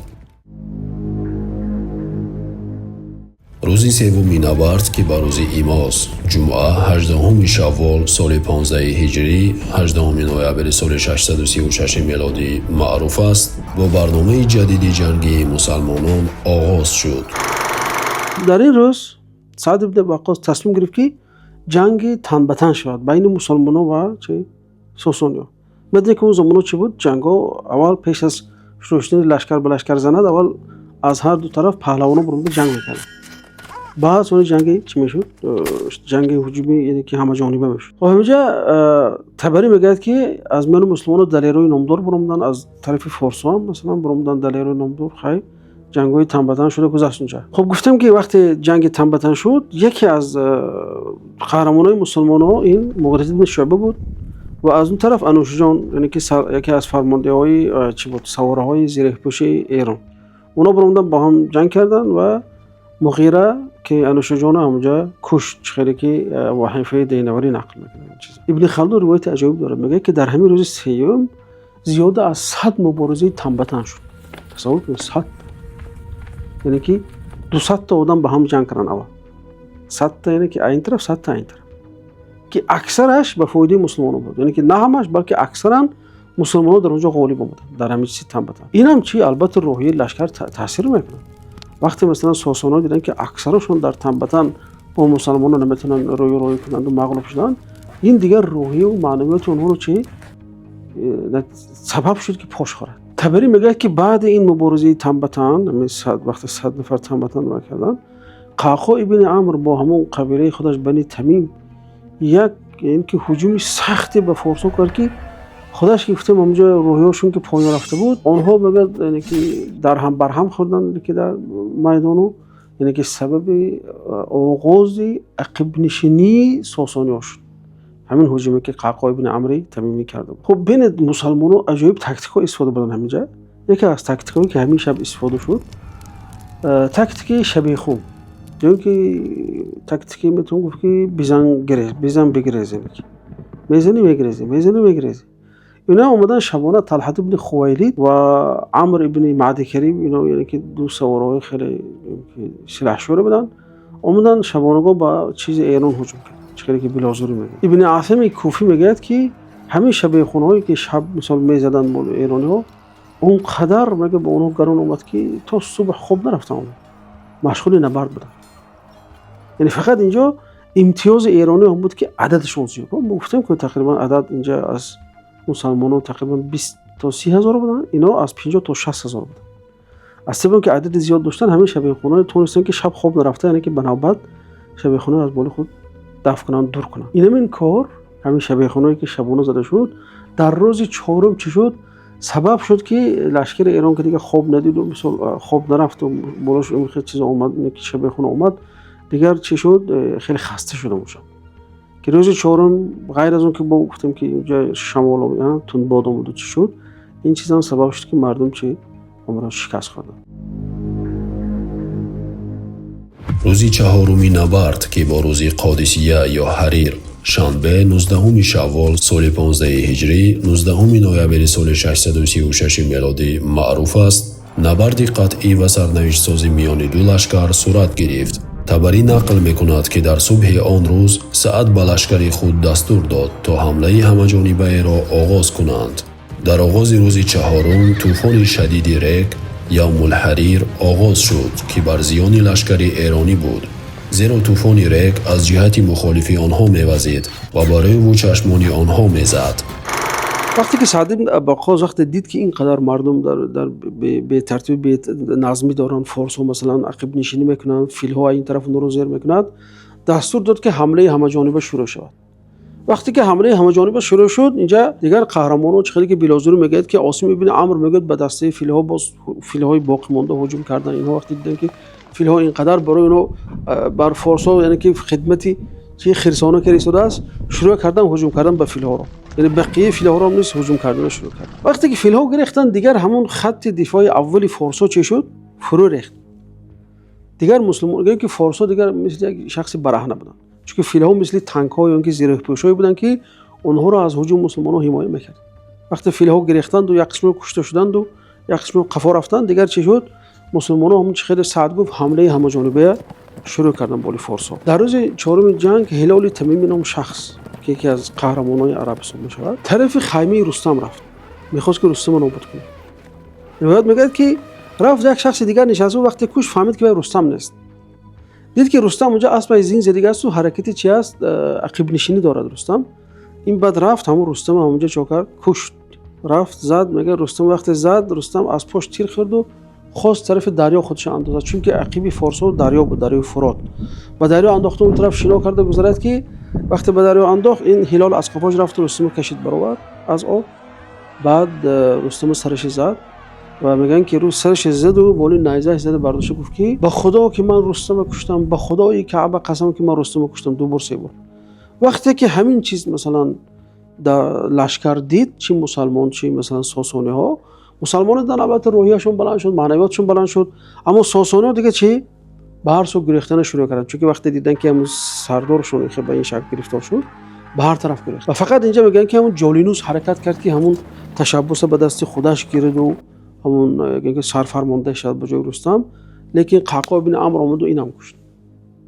وقتی که دیگر جالینوس هم کشته شد، یا فرمانده یعنی که خیلی توانمند ایرانی بود، ساسانی بود، اینم که کشته شد، دیگر لشکر چی تماما رویش افتاد و شروع کردن به گریختن به هر طرف. وقتی که رستم کشته شد، جالینوس کشته شد، خب اینجا دیگر هرمزان و فیروزان که دو نفر فرمانده بزرگ ایرانی بودن، اینها در فکر چی شدن عقب نشینی و توانستند با قسم از لشکر عقب نشینی کنند. شکست در قادسیه چی بود؟ مقدمه چی شکست در مدائن اون که در پایتخت بود. بعد این نبرد مسلمانان توانستند که بدون یگان مقاومت جدی در طول چند روز به مدائن رسند، به پایتخت. وقتی که مدائن هم در آمدن، یگان کس جنگ نکرد بود، شهر همه خیلی تسلیم کردن رفت. در نبرد قادسیه عامل‌های طبیعی به ویژه طوفان ریگ در روز چهارم نقشی مهم در نتیجه نبرد داشتند. طوفان ریگ که در روز چهارم نبرد رخ داد، عامل بسیار مهم در پیروزی مسلمانان بود. این طوفان در جهت مخالفی لشکر ایرانی حرکت میکرد و دید آنها را محدود میکرد. از سوی دیگر مسلمانان که با این شرایط اقلیمی آشنا بودند، میتوانستند در میان طوفان بهتر حرکت کنند و از آن به نفع خود استفاده کنند. هنگام طوفان سعد ابن ابی وقاص به مسلمانان دستور داد که همتون سر دهان و بینیاتون رو پوشتون. خمیدن که مسلمانان دستار دارن، همه عمومه دارن، عمومه‌شون فش دارن، خیلی یک چیزی دنبال چه باری. همون گرفتن پشت روشون، یعنی که ریگ به دهان و بینیاشون نمیدارن. این تعبیر میگه که به سبب که ساسینا به این چیز اقلیم خیلی چیزا آماده نبودن، اینا هم چه شد با اونها خیلی دردسر ایجاد کرد.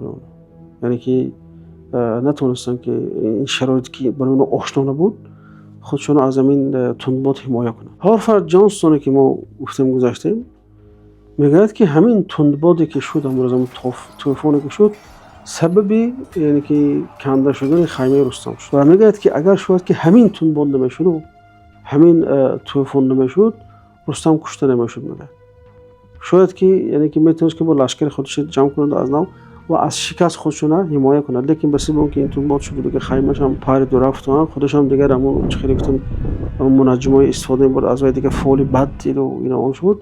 اخیراً چه شد اومده به نهایت به همین شکست روبرو شدن اونا. خب همین طوفان داره خیلی دردسر برای ساسانی ایجاد کرد. ببینید یعنی که برای مسلمان هم از جهت زمانی هم از جهت مکانی برای مسلمان خیلی مساعد. در یک لحظه رخ داد که لشکر بر اثر مثلا شبیه خون زده بودن مسلمان‌ها، یعنی که غیر از طوفان بالاشون با شبیه خون شد این شد. بالاشون فیل‌های جنگی مثلا از بازی برام رفته بودن اون زمان که صحنه نبرد که یک نمود چی شد که فیل‌ها خارج شدن باز به نفع مسلمان‌ها با چی نزدیکتر شدن، یعنی که غلبه نزدیکتر شدن میکنه برای مسلمان‌ها. خلاصه میتونم گفت که همین طوفان یک ضربه نهایی بود به پیکری لشکری ساسانی‌ها. قعقاع ابن عمرو یکی از شخصیت‌های کلیدی در نبرد قادسیه بود که با ورود خود و نیروهای کمکی تأثیر بزرگی بر نتیجه نبرد گذاشت. عمر ابن خطاب پیش از نبرد به سعد نوشت: من قعقاع ابن عمرو را به سوی تو فرستادم، او به تنهایی برای لشکر کافی است. ابن اسیر درباره آمدن قعقاع ابن عمرو تمیمی به میدان جنگ بسیار یک روایت جالب دارد. قعقاع وقتی که آمد برای اون که روحیه مسلمانان بردارد و معنویات فارس رو پایین فرارد، همون لشکرش 1000 نفر بود. 1000 نفر گفت که شما 10 گروه تقسیم شد. 10 گروه تقسیم کرد. یک گروه میبیاد بعد از مثلا شاید 1 ساعت 2 ساعت دیگه دویم گروهش میدارد. بعد 2-3 ساعت دیگه سوم گروه. همین خیلی همون 1000 نفر 10 گروه شده به میدان وارد شدن. وقتی فارس‌ها از دور میدیدن گمان کردن که یک مدد آمده است که این مدد دیگه کنده شوی نداره. لشکر مسلمان هم اینو دیده شد روحش بلند شد. فکر که این چی از مدد زیاد آمده شده است. گفتن که خیلی انسان که طبیعت انسان که میگه که من عدد وقت زیاد شد میگه ما که بسیاریم عالی میبینیم. بنابراین روحی مسلمان برداشت این چیز اما روحی ساسانی پایین برد. چون گمان کردن که دیگه مدد خیلی زیاد. تو رستم فکر میکنه که از شام تمام لشکر جمع کرده مسلمانان به عراق بسیج کردن. اون که از شام بود شد 6000 لشکر اومد. 6000 تمام. با همین قعقاعی که گفتیم خیلی پهلوانی، یعنی که هم تنومند بود هم سلاحشور بود. وقتی میگه آمد و پیشنهاد حمله کرد به لشکر ایران، اینجا باز یک شاید نقطه تحول است. لشکر مسلمان از دفاع به هجوم گذشت که اینم یک نمود چی روحیه لشکر بالا میاد.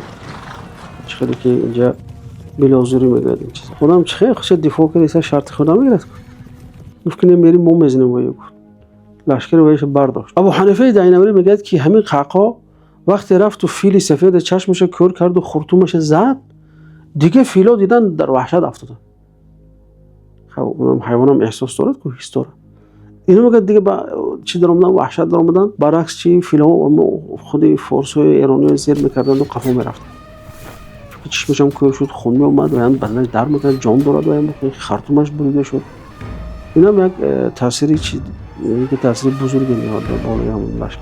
ببین قعقاع وقتی رستم کشته شد، رستم هلالی تمیمی کشت. جالینوس خواست که جای رستم شود سرفرمانده شود، یعنی خواست که مردم، یعنی که همون لشکری که انتظامش گمشته بود باید جمع کند و یعنی که با یک هجومی شروع کند، هجومی بزرگ همه جانبه. لیکن قعقاع رفت و جالینوس کشت. وقتی که قعقاع جالینوس کشت بود دیگه ترتیب و انتظام لشکری چه فارس با فرو کشت. کندی در کتاب فتوحات بزرگش میگه که با وجود که قعقاع لشکری خیلی کم داشت، اما 100,000 نفری که همراهش آورده بود، لیکن توانست که میگه هم تاکتیکای نو اختراع کند. مثلا یکی از تاکتیکا که اختراع کرد برای فیل‌های ترسوندن، می‌دونم که در روز اول چه فیل‌ها مردم میترسوندن، اسبای اینا روی اسب نقاب‌های عجایب و غرایب بودن که فیل‌ها دیده اسبا ترسید. در شتر هم جنگ وارد کرد همین که قعقاع شتر هم روش یک نمود چی کشیدن، نقاب‌های کشیدن که فیل‌ها دیده با اینا وحشت کردن فیل‌ها. برای این کندی میگه که وقتی که قعقاع آمد با وجود که عددش کم بود، تاکتیک‌های گوناگونی که استفاده برد، همین چیز میگه تاثیر روانی بسیار بالای مسلمان‌ها گذاشت. یعنی مسلمان‌ها خیلی روح بلند کرد. یعنی مسلمان‌ها باز شجاعتشون باز چی بالا برد در جنگ. برعکس مثلا ساسانی‌ها که اونو به تاثیر منفی رسوند این چیز. هلال ابن علفه که به هلال هجری نیز معروف بود، дар набарди қодисия нақши калидӣ дошт, зеро ӯ дар рӯзи чаҳоруми набард рустами фаррухзодро ба қатл мерасонад. ҳилоли тамимӣ вақте мутаваҷҷеҳ шуд ки рустам омода ба гурехтан аст, хоб ба сӯи рустам рафт ва вақте дид ки хаймаи дигар шамол бурд, дид ки дар тахти рустам касе нишастагӣ аст, рафт ва инсоно кушт, дид ки рустам нест ва дигар одам аст. Дид ки рустам наздик ба савор шудан ба асп асту гурехтанӣ аст, тире андохт ки тир рафт ба пои рустам зад. рустам хост ки аз об тавассути об масалан он тараф ақибнишинӣ кунад. вақте ки худшо ба об андохт, инам тезтар рафт, рустама баровард, дар онҷо хеле бо ҳам занӯзанӣ карданд ва дар охир рустама кушт. ҳилол вақте ки рустама кушт, мегӯянд ки сари рустама мегирад, болои ҳамун найзааш мезанад, баъд мебадарад, мегӯяд ки ба худои Каъба ки ман Рустама куштам, ба худои Каъба ки ман Рустама куштам. вақте ки ин тасаввур кунед, ин ҳамин манзара, вақте мусулмонон диданд чӣ эҳсос пайдо мешавад ва вақте ки сосониҳо диданд чӣ эҳсос пайдо мешавад. яъне хонохоҳ дигар рӯҳияи онҳоро ба замин зад ин чиз.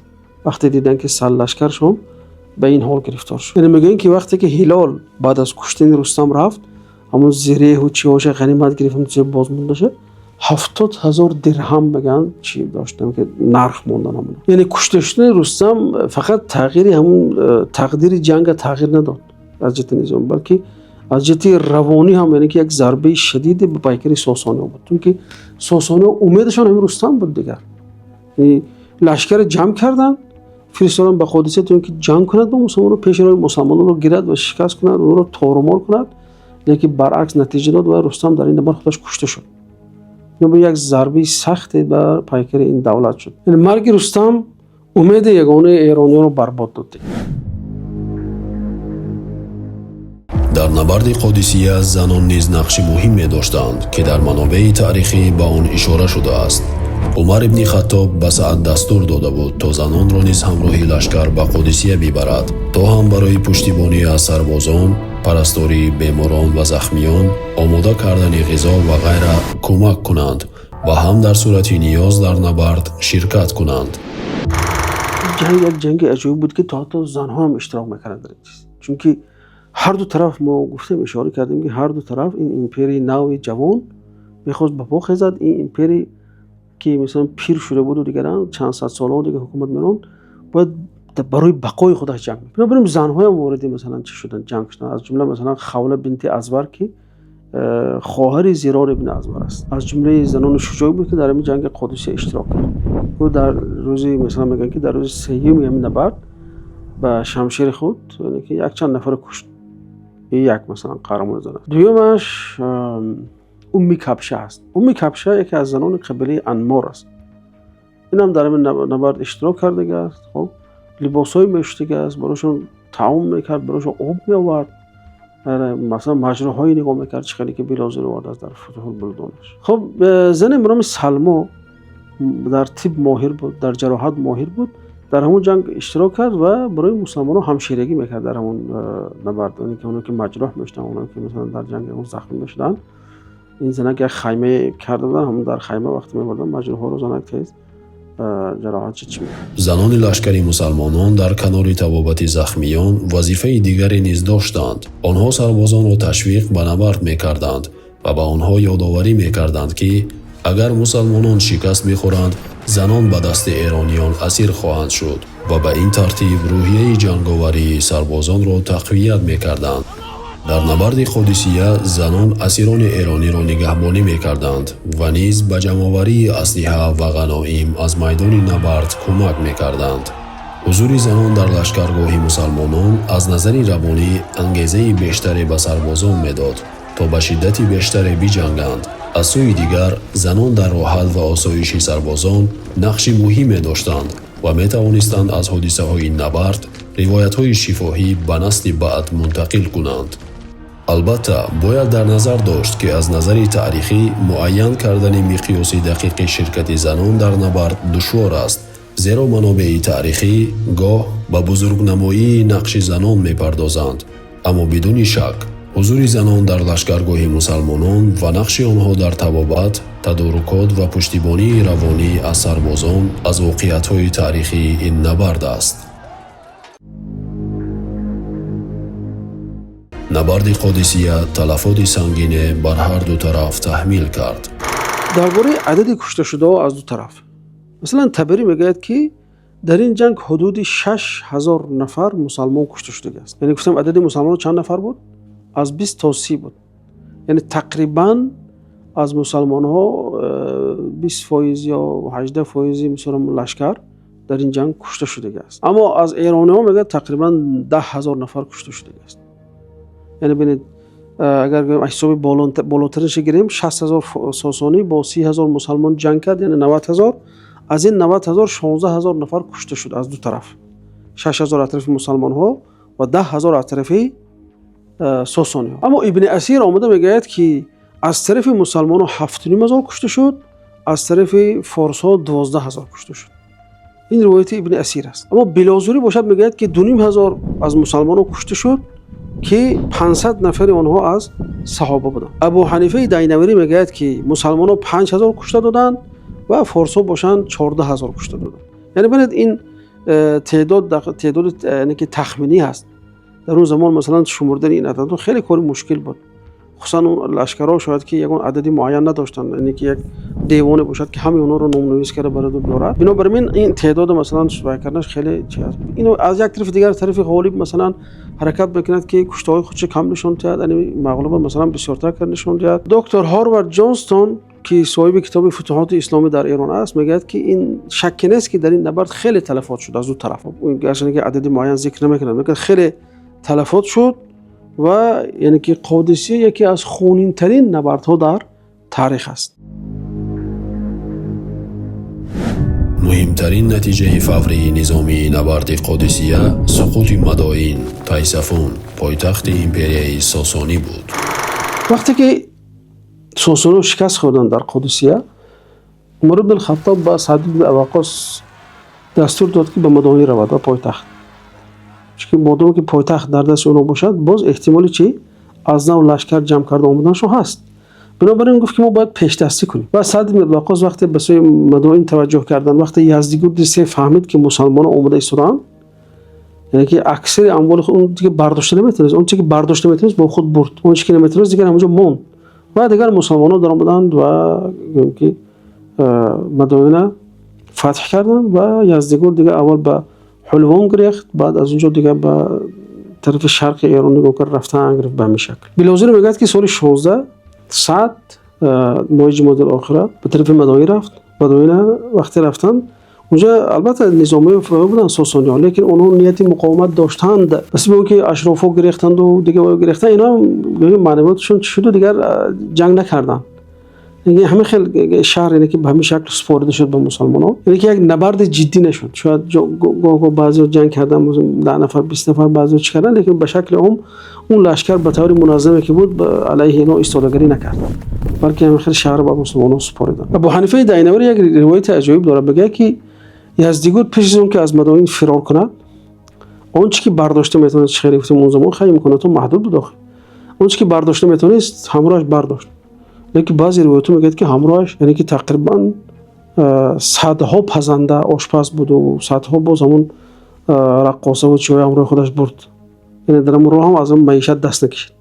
وطنش به این حالت گرفتار است، لیکن از این چیزا دست کشیدن نبود. یعنی که یزدگرد میگه که ما اکنون میرم گفت به مردم، لیکن لشکر گفت جمع میکنم میبرم با اینجا رو از نو چی میکنم.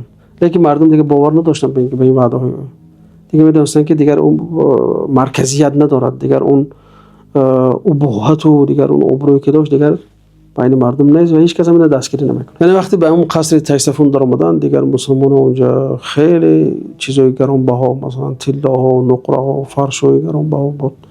یعنی اون تاجی که میگن که همون خسرو تاجش اینقدر وزنی بود که تاج کشال کرده بودن بالا سر با زنجیر، زیر تاج میرفت و سرش میموند، برداشته نمیتونه، اینقدر تاج بزرگ بود.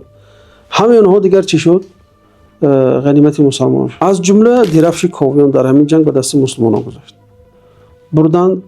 بعد میگن که اینقدر گنجینه داشت که میگن به صدها هزار درهم برابر بود، چون که هر جنگی که فارس‌ها غلبه میکردن یک مجوهرات در اون اضافه میکرد، الماس مثلا یا زبرجد یا یاقوت یا اون چیز دیگر. خیلی پرچم قیمت بها بود.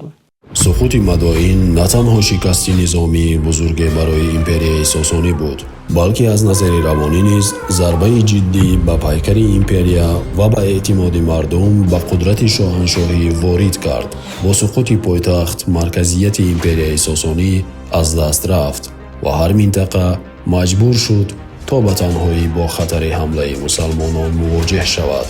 از دست رفتن مدائن و در نتیجه از میان رفتن مرکز امپریا سبب شد تا تمرکز نظامی و سیاسی از میان برود و بسیاری از اشراف و بزرگان ایرانی برای حفظ منافع خود و مناطق تحت حاکمیتشان با مسلمانان وارد مذاکره جداگانه شوند. این امر در ضعف بیشتری نیروی مقاومت ایرانیان نقش مهمی داشت. نبرد قادسیه و در پی آن سقوط مدائن تأثیرات دراز مدت و بنیادین بر سرنوشت امپریای ساسانی داشتند. با وجود آنکه یزدگرد سه توانست از مدائن فرار کند و تلاش کرد تا مقاومت ایرانیان را دوباره سازمان دهد، اما در نهایت در این کار موفق نشد. تبری میگوید که یزدگرد از مدائن براند به شهر حلوان رفت، از اونجا برای رفت. برای یک شهری که جزء از تهران حاضر هست. اونجا رفت، بعد از اونجا میگه خراسان رفت. دیگر خودی ویم همت مقاومت نداشت، خودی مردم هم دیگر نمیخواستن از این پاشا مثلا دفاع کنن، چون که این بالای سرشون قدر بازینه آورده بود، چه خیلی گفتم اندازهای زیاد میگه و اینا دیگه مردم چی نبودن، یعنی که مایل به دفاع از این چیز نداشتن و مایل به دفاع از اون مبادای فساد زده‌ای که مثلا خون مردم میمکنه از اونم نداشت. بنابراین کسی او را دستگیری نکرد. تا گویم که امیرهای ولایت همون زمان گویم که رئیسای ولایت‌ها که بودن اونها هم اینا دستگیری نکرد. ابن اسیر میگه که نبرد نهاوند که به نام فتح الفتوح، فتح‌ها دیگه بعد وای دیگر یگان مقاومت منظمی ایرانی‌ها دیده نشد. اخیر اون جنگی که ایرانی‌ها تمام سخت با مسلمان‌ها جنگیدن منظمانه، همین جنگی در فتح الفتوح یا که نهاوند است. بعد اون دیگه هر یک شهر چی می‌آمدن دیگر همین خیلی با صلح یا اینکه با همین خیلی تیز دیگه اون طرف فتح شد رفت. دیگه این جنگی منظم نموند. دیگه شاید لشکرها دیگه چی شدن؟ خسته شدن و مونده شدن از دفاع کردن از این انسان‌های فساد زده. مسعودی میگه که یزدگرد دیگر سال 31 هجری، یعنی ببینید سال 16 از دست دادن تایسفونه، یعنی سال 31 هجری بعد از چند سال بشه قریب که 16 سال دیگر یا 15 سال بعد در مرو در یک جا پنهان میشه در چی آسیابون، در اونجا کشته میشه. یک چیزی چی میگه غم انگیز، مثلا یک پادشاهی که یک مملکت اداره میکرد و به این شکل او باحت داشت و این داشت و سیاست داشت و هزارها مثلا صدها هزار لشکر داشت، در آخر چی شد؟ برای خودش پناهگاه نمیافت. تا وقتی آسیابون وقتی این دید میگن که طمع به اون لباسی واهمش کرد، یعنی که لباسش خیلی لباسی گرانبها دید، گفتم میکشم لباسش میگیرم، نمیدونست که این پادشاه است. بعد فهمیده گویا که بعضی روایات میگه که یک همونجا یک پاپ نصرانی بعد فهمیده اینو میگن در کجای دفن میکنه یزدگرد رو. امیرخانی میگه که همین نبرد قادسیه یا نبرد به اصطلاح گفتم تقدیر ساز برای مسلمانان و تقدیر سوز برای کیا بود؟ ساسانیان بود. یعنی نه تنها در اون نبرد مثلا مسلمانان اونجا غلبه کردن، بلکه سرنوشتی میگن امپری ساسانی را حل کرد. یزدگرد چندین سال مثلا حرکت کرد، یعنی که لشکری نو جمع کند، برود از دیگر پایتخت خودش آزاد کند، لیکن هیچ کی دیگه گوش نمیکرد. هیچ کی دیگه حاضر به کمک کردن با یزدگرد نبود. بنابراین قادسیه یعنی که سرنوشتی ساسانی را حل کرد و برای اونها یک همچون نبرد تقدیر سوز به پایان رسید. جیمز هاوارد جانستون با عوامل مهم اشاره میکند که در زوال سریع امپریای ساسانی پس از نبرد قادسیه نقش داشتند. یکم، فرار فرماندهان و اشراف ایرانی. بسیاری از فرماندهان و اشراف بزرگ ایرانی که میتوانستند مقاومت را سازمان دهند پس از شکست در قادسیه به مناطق شرقی فرار کردند و از میدان نبرد دور شدند. دوم، از میان رفتن نظامی متمرکز. با سقوط مدائن دستگاه دولتی ساسانی از هم پاشید و سازمان متمرکزی دولتی که میتوانست منابع را برای مقاومت بسیج کند از میان رفت. سوم، نزاع‌های داخلی.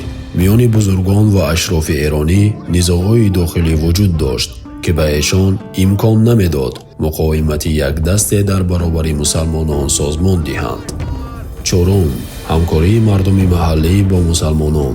در بسیاری از مناطق مردم محلی که از مالیات‌های سنگین و ستم حاکمان ساسانی به تنگ آمده بودند ترجیح دادند تا با مسلمانان همکاری کنند تا اینکه از حکومت ساسانی اطاعت کنند. ارتور کریستنسن سبب سقوط همین امپری ساسانی رو میگه که سبب اساسی سقوط این دولت این است که همون جمعیت ایران میگه در همین سالهای آخر پیش از همین که فتح اسلامی جمعیتش خیلی کاسته شده بود، خصوصا همون جمعیتی که در قسم غربی بودن که بسیارتر در حالت جنگ باروم از اون طرف مردم رو بسیج میکردن. غیر از اینکه در جنگ ها میمردن، اونا در اونجا کسلی ها بود و باها بود، بعضی شورش ها میشد، بعضی نوتنجا میشد بین اونها. از این جهت میگه مردم خیلی عددشون کاسته شده بود و سرباز جمع کنیشون مشکل بود. همچنین دیگر همین عامل ها ایرانی ها یا مثلا اینکه ساسانی ها مقاومتشون نسبتی مسلمانان رو یعنی که ضعیف و سست میکنه. از این جهت یعنی که مردم اینقدر علاقه به اون حکومت نداشتن، چون حکومت طبقه‌ای بود، یعنی که طبقه حکما خودشون از دیگران تمام بالا می‌دونستن، بعدا خودشون از مردم بالا می‌دونستن، بنابراین مردم اینقدر برای دفاع از اونها جان نثاری نکردن. نبرد قادسیه و سقوط مدائین زمینه را برای گسترش اسلام در سراسر قلمروی ایران فراهم کرد. گرچه اسلام آوردن تمام مردم ایران روندی تدریجی بود که چندین قرن به درازا کشید، اما نبرد قادسیه نقطه آغازین این روند بود. تبری روایت عجیب دارد، میگه که بعد همین جنگ چی مدائین وقت فتح شد، اساور ما گفتیم که اساور این نخبگان بودن، همونایی که زیراه پیشتر نزد اون فیرام ایستادن در صف اول، همونا اکثرشون به اسلام رو آوردن، اسلام گرویدن، به اسلام گرویدن و سعد بن وقاص برای اونها معاش تعیین کرد و اینها دیگر شروع کردن دیگه شدن مجاهدای اسلام.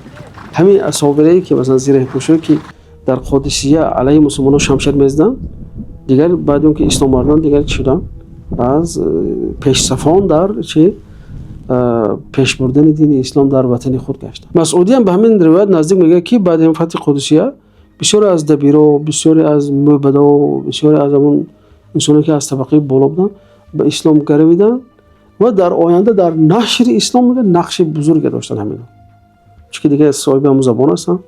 وقتی خودشون مسلمان شدن دیگر شروع کردن به دعوت دیگران. فراید در تاریخ باستان ایران میگه که خود دین زرتشتی پیش از آمدن اسلام میتونیم بگیم که به یک بنبست گرفتار شده بود. چه خیلی یعنی که اونجا که مردم یهود یعنی که مردمی که یهود میشدن پیدا داشتن، اونها که در دین نصرانیت بودن پیدا داشتن، اونها که پیروی از معنویت میکردن، چون از این دیگه خسته شدن مردم از این مثلا احکامای وزنی که داشت. و این مبدا یعنی که دیگه آسیب جدی دیده بودن، اون مثلا زندگی واهمه‌ای که داشتن بعد از این دیگه از دستشون رفت این چیز و این امر سبب شد که مردم ایران یعنی که به تیزی به اسلام روی آورد. ارتور کریستنسن صاحب کتاب تاریخ ایران در زمان ساسانیان میگه که عدل و انصاف مسلمان ها برای پیشروی اسلام بین ایرانی بسیار نقش مهم داشت.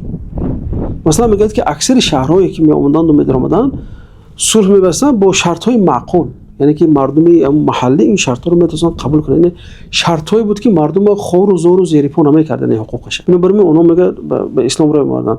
این چنین از ضمن شرط‌ها این آزادی در اجرای همون مراسم‌های دینی، خود زرتشتی باشه، خود نصرانی باشه، خود مثلا مانعی باشه، به اون کفالت داده میشه. این گپی که است کریستنسن است، یعنی گپی آدمی که مسلمان نیست. همین چیز میگه چی سبب شد؟ سبب که مردم به تدریج و بدون اجبار به اسلام رو آورند. منافع اقتصادی پذیرش اسلام. مسلمانان از پرداخت جزیه معاف بودند و این امر برای بسیاری از مردم با ویژه طبقات پایانی جامعه انگیزه مهم برای پذیرش اسلام بود. سیوم، پشتیبانی فکری و فرهنگی. در دهه‌ها و قرن‌های پس از فتح ایران مسلمانان به علم، ادب و هنر اهمیت زیادی دادند و این امر سبب شد تا بسیاری از دانشمندان و ادیبان ایرانی جذب فرهنگ اسلامی شوند. چهارم، روابط اجتماعی و ازدواج‌ها. ازدواج مسلمانان با زنان ایرانی و نیز روابط اجتماعی و تجاری ایرانیان و مسلمانان در گسترش اسلام نقش مهمی داشت. در مجموع میتوان گفت که نبرد قادسیه نه تنها نقطه عطف تاریخ نظامی و سیاسی ایران بلکه نقطه عطف تاریخ دینی و فرهنگی آن نیز بود. پس از این نبرد دین اسلام به تدریج جایگزین دین زردشتی شد و در قرنهای بعدی ایران به یکی از مهمترین مرکزهای تمدن اسلامی تبدیل شد. منابع اسلامی بخش اعظم اطلاعاتی ما درباره نبرد قادسیه را تشکیل می‌دهند. در میان این منابع 3 کتاب مهم که از قدیمترین و معتبرترین منابع این رویداد به شمار می‌روند اهمیت خاصی دارند: تاریخ الرسول و الملوک طبری، فتوح البلدان بلازوری و کتاب الفتوح ابن اعصم.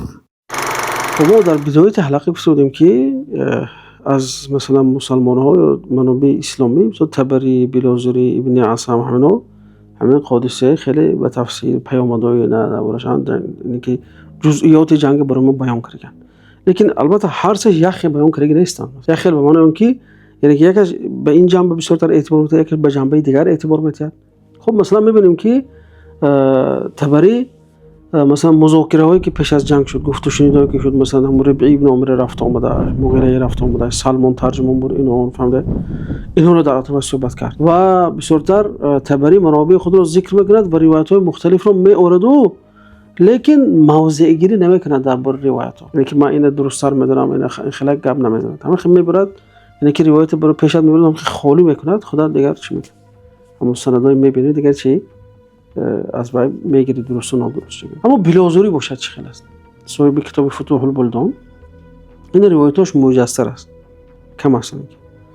اما روایتاش از باید میتونه که ما معلوماتی بینی که چگیریم منظم، معلوماتی به ترتیب گرفته میشه از کی؟ از بلازوری. یعنی خب بیشتر این چه گپ میزند بلازوری؟ مثلا بلازوری بسیار میبود درباره فتح همون سرزمین‌هایی که بود، صلح، تعدادی مثلا غنیمت ها، مثلا چقدر غنیمت ها گرفتن، چقدر کشور این چیزا. خب لیکن خود نبرد جزئیاتش اینقدر بسیار نمیده. نام کتاب بنید فتوح البلدان است. درباره فتح و شهر چقدر گرفتن، به صلح گرفتن، به جنگ گرفتن، غنیمت چقدر گرفتن، لیکن جزئیاتی چیه بسیارتر بیان نمیکنند.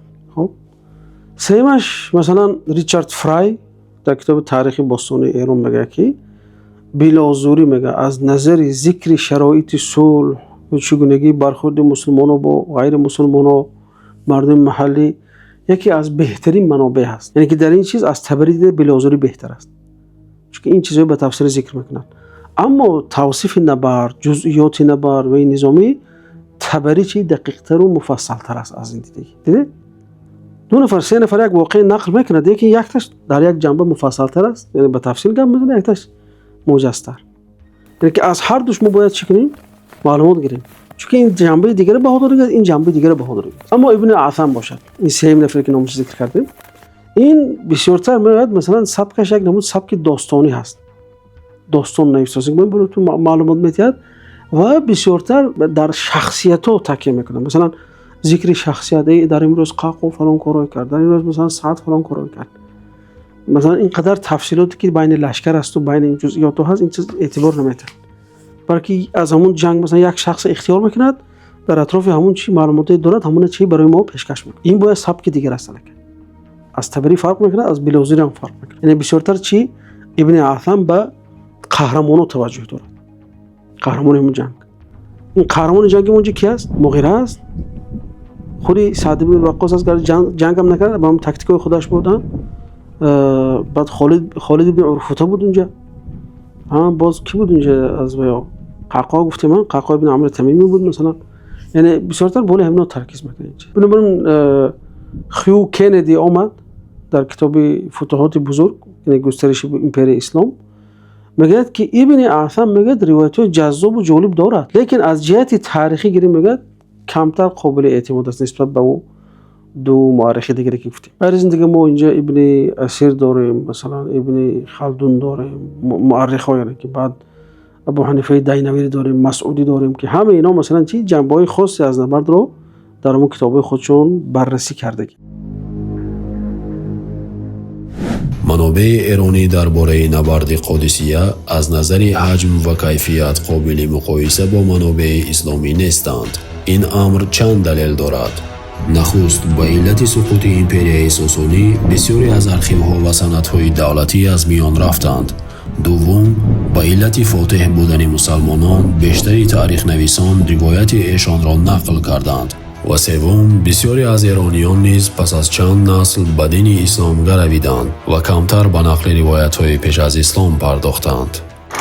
خب به این حال وقت می‌بینیم که منبع‌های ایرانی پس از اسلامی مثل شاهنامه فردوسی مثلا نگاه میکنیم، در شاهنامه فردوسی درباره جنگ قادسیه معلومات خیلی مختصر میده، که در چند بیت این چیزا بیان میکنه و خلاص. اینکه جزئیات این نبرد رو مثلا شاهنامه بیان نکرده است برای ما، که این منبع یکی از منبع‌های ایرانی است. اینچنین فردوسی در توصیف سقوط ساسانی ها خیلی اطرافش صحبت کوتاه میکند و میبینیم که این رویداد رو همچون پایان دوره طلایی ایرانیان برای مردم یعنی که نشان میدهد و سرنوشت تلخ همه آخران پادشاهی ساسانی یزدگرد سه را یعنی که شاید به نوعی از تفصیل بیان میکنه. اما یعنی یک سرچشمه دیگر گفتیم منبع ایران دیگر کی است؟ ابن اسفندیار است، تاریخ تبرستان.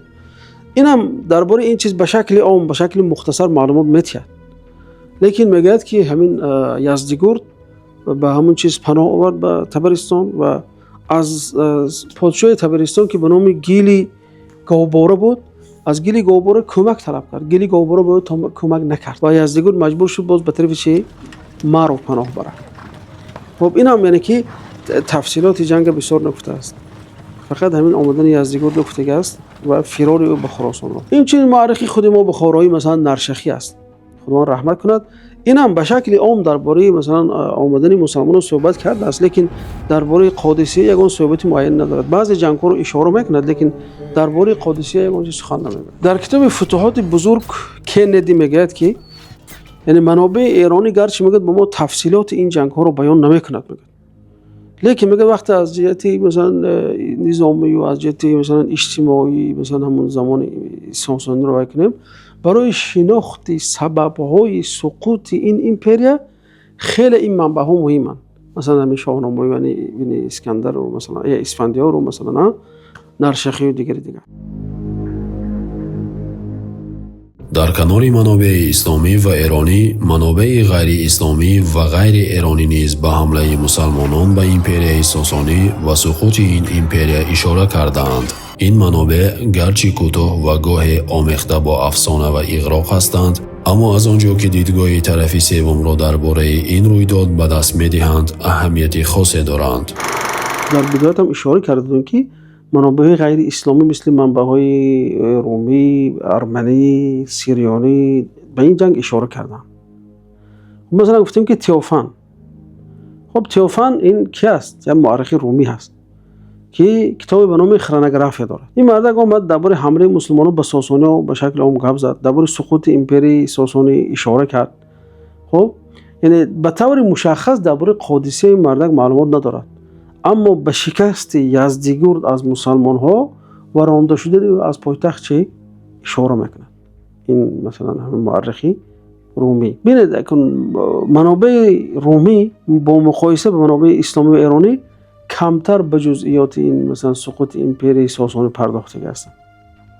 اینقدر جزئیات چه ذکر نمیکنن، اما به سبب اون که رومی ها یعنی که رقیب ساسانی بودن، این روایت هایی که اونا مثلا درباره سقوط نقل میکنن بسیار چی است، جالب است و جذاب است و هم از دیگر جهت حائز اهمیت است.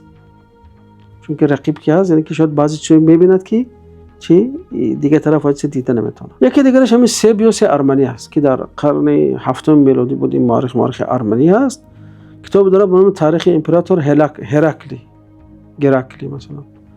خب به تفصیل بیشتر به جنگ‌های مسلمانان و ساسانیان پرداخته هستیم آدم. گرچه اینکه درباره همین قادسیه که ما در اطرافش مثلا همین نورد اومده کردیم صحبتی باید نکرد، خاصه کردگی نیست، لیکن به شکل عام درباره چگونه سقوط کردن امپری فارس چه آدم معلومات داده است. مثلا درباره تاتو نبردهایی که بعدی همین قادسیه میشن، نبرد جولولا و نینوا، مثلا این آدم معلومات داده که است. این سیبیوس معاصر به همین حادثه ها بود. خب این شخص هم عصر 7 هست. معاصر که بود اطلاعات ارزشمند درباره همین فتوحات داده که است برای ما، خصوصا از همون خانواده سلطنتی ساسانیا. یعنی میشد که معلومات بسیار گرانبها یافته است. یعنی این سیبیوس ارمنی نقل میکنه که هنگامی یعنی که سقوط وقت نزدیک شد، دختر یزدگرد فرستادن به یکی از دختراش، چون دخترای زیادی داشت، یکی از دختراش فرستادن به کنستانتینوپل، پایتخت همون ویزانت. و اونجا وای عروسی چه شد؟ امپراتور شد. چقدر که هاوارد جانسون در کتاب فتوحات اسلامی در ایران نقل. اما سوم نفری که ما اشاره کردیم این اون میخائیل سوریانی بود یا سیریانی بود. این هم مورخ است، خودش پاتریارخ هم هست، یعنی که پاپی نصرانی هم هست، هم مورخ هم هست. خب این مردک در کتاب تاریخی میان درود، یعنی که گرچه کمتر متأخر هم باشد، یعنی تقریبا عصر 11-12 است این آدم، درباره همین چیزا اطلاعات ارزشمند درباره سقوط مثلا امپرای ساسانی برای ما معلومات میدهد، یعنی که ضعف داخلی اونها رو مثلا تحلیل میکند و پیشکش خواننده میکند. ببینید همین منابع سیریانی چه خیلی این مرد که خودش پاتریارخ هم بود، اینا بسیارتر از همون دیدگاه مسیحی بها میدادن و نسبت به مسائل نظامی و سیاسی اونها کم توجهی اظهار میکردن. بسیارتر یعنی که میتونم بگم که برای اینا چیه، یعنی که جنبه دینیش مهمتر بود برای اینا. و اینا مثلا درباره شناختی مثلا وضعیت دینی در ساسانی ها، در خصوصا در سالهای پایانی امپرای ساسانی، این کتاب بسیار معلوماتی مثلا گرانبها برای خواننده ها پیشکش میکنن. خب مثلا همین ببینیم اگر درباره مسیحیان در ساسانیان در قلمرو ساسانیان هم صحبت میکنن، چون که ساسانیان بسیار فکر میکنن فقط زردشتیان، این فکر غلط است. در ساسانی هم مانوی‌ها بودن، هم خیلی بسیار تعقیب میشدن، مانوی‌ها بودن، اونجا مزدک‌ها پیدا داشتن، در آخرش مثلا مسیحی‌ها بودن، یهودی‌ها بودن، خب بودایی‌ها بودن، مثلا در من طرفای غربش مثلا ستاره پرستا بودن. یعنی که امپری که بود دین‌های گوناگون در آنجا بود. فقط رسمی زردشتی بود دینی، اما دیگه دین‌ها نیز وجود داشت. میگن که خصوصا در آخرش بسیارتر مسیحی‌ها چی کردن؟ بسیارتر انتشار یافتن. بس میگم که دیگر این دین دیگه دینی پیوسیده شد و دیگر مبادا بسیار سوء استفاده میکردن از اون چیزی و طبقاتی که در اونجا وجود داشت. مردم دیگه دل سرد شده به این دین نو که دین مسیحیت میگیرن. هم قصه سلمان فارسی هم بریم، اول چی؟ اول مسیحی شد، بعد آمد این طرف. تاریخ نگاری معاصر هم در غرب و هم در شرق به نقد روایت‌های تاریخی درباره نبرد قادسیه پرداخته است و کوشیده است تا از میان روایت‌های مختلف به تصویری واقع‌گرایانه از این رویداد مهم تاریخی دست یابد. مورخان غربی چون آرتور کریستنسن، ریچارد فرایت، هیو کندی و جیمز هاروارد جانستون به نقد منابع تاریخی به ویژه منابع اسلامی پرداختند. منابع اسلامی برخلاف تصور اولیه روایت‌های کاملا متفاوت از نبرد قادسیه به دست می‌دهند. مورخان مختلف تعداد متفاوت از سربازان دو طرف و نیز نام‌های متفاوت از فرماندهان و سرلشکران ایران ذکر می‌کنند. در روایت‌های اسلامی نقش سعد بن ابی وقاص که از اصحاب پیامبر صلی الله علیه و سلم بود برجسته‌تر شده است و نقش افراد دیگر چون قعقاع ابن عمرو که شاید در پیروزی مسلمانان نقش مهمتر داشته است در سایه نقش سعد قرار گرفته است. مورخان غربی ادعای منابع اسلامی درباره تعداد بسیار زیاد لشکر ساسانی گاه تا 120,000 نفر در نبرد قادسیه و نیز تعداد بسیار کم لشکر مسلمانان گاه تا 6,000 نفر را به دیده تردید می‌نگرند. بر اساس شرایط اقتصادی و اجتماعی آن زمان و نیز بر اساس اطلاعاتی که از منابع غیر اسلامی به دست می آید تعداد واقعی لشکر ساسانی احتمالاً 50 تا 60,000 نفر و تعداد لشکر مسلمانان احتمالاً 20 تا 30,000 نفر بوده است. در مجموع تاریخ نگاری معاصر هم در غرب و هم در شرق به سمت دیدگاهی متعادلتر و واقع گرایانه تر درباره نبرد قادسیه و سقوط امپرای ساسانی حرکت می‌کند. در این دیدگاه از یک سو بر عامل‌های داخلی ضعف امپرای ساسانی تاکید می شود و از سوی دیگر به نقش مهم فتوحات اسلامی در شکلگیری تمدن جدیدی که هم عنصرهای اسلامی و هم عنصرهای ایرانی در آن نقش داشته‌اند توجه می شود. نبرد قادسیه در سال 636 میلادی 15 هجری یکی از رویدادهای سرنوشت ساز در تاریخ منطقه شرقی میانه و جهان بود. اهمیت این نبرد نه تنها از نظر نظامی و سیاسی بلکه از نظر فرهنگی، دینی و تمدنی نیز قابل توجه است. از نظر نظامی و سیاسی نبرد قادسیه سبب شکست یکی از بزرگترین ایمپریاهای جهانی باستان یعنی ایمپریای ساسانی شد که بیش از 4 قرن بر بخش بزرگی از آسیا حکمرانی کرده بود. این رویداد همچنین به فتوحات اسلامی سرعت بیشتری بخشید و زمینه را برای گسترش خلافت اسلامی به شرق فراهم کرد. نبرد قادسیه و سقوط مدائن یعنی که پایتخت ساسانی ها توازن قدرت در منطقه را چوکر تغییر داد. پیش از این 2 قوه بود، فارس و بیزانته. خب وقتی که در قادسیه فارس شکست خورد و مدائن پایتختش نیز زیر تصرف مسلمانان در آمد، دیگر چی توازن قوه ها تغییر شد و دیگر یک قوه نو و قوه جوان، قوه که پر از حماسه هست، این قوه چی اسلامی یا اینکه ایمپری اسلامی پای به میدان گذاشت. و فرای یکی از مورخان میگه که تاریخ باستانی ایران نام کتاب نوشته است، یک جمله بسیار عجیب داره، میگه که این تغییر بنیادین یعنی که همین مسلمانان آمدنشون، میگه که در کنار سقوط بعدی ایمپری روم پایان دنیای باستان و آغاز دنیای مینوانه را رقم زد. یعنی آمدن مسلمانان رو چی گفت؟ آغاز یک صفحه جدید در تاریخ عموم بشریت معنی داد. ببینید از نظر فرهنگی همین فتح بسیار چیزی یک قیمت داره. میگه که همین آمدن مسلمان ها در نتیجه شد فتوحات بعدی مسلمان ها در ایران یونان، آمیزش 2 تمدن به میان آمد. تمدن جوان اسلامی و تمدن چی 1000 ساله‌ای مثلا گریم فارس ها با هم چی شدن؟ آمیخته شدن. آیا این آمیزش برای مردم چی داد؟ برای بشریت چی داد؟ این آمیزش در آخر چی شد؟ اسلامی ایرانی، اسلامی فارسی یا که به اسلامی تاجیکی شد. یعنی آمیزش این 2 چیز برای بشریت یک چیزی بسیار زیبای پیشکش کرد، یک تمدن بسیار محکم مستحکم رو پیشنهاد. من بریم علامه شکوری هم در این چیز مثلا اشاره میکنم که امتزاج ایران و اسلام میاد، یعنی که با هم آمیخته شدن ایران و اسلام برای بشریت چی داد؟ مژده و ارمغان آورد. در نتیجه فارس ها در تاریخ بشریت دیگر نقششون چی بارزتر شد، نمایانتر شد.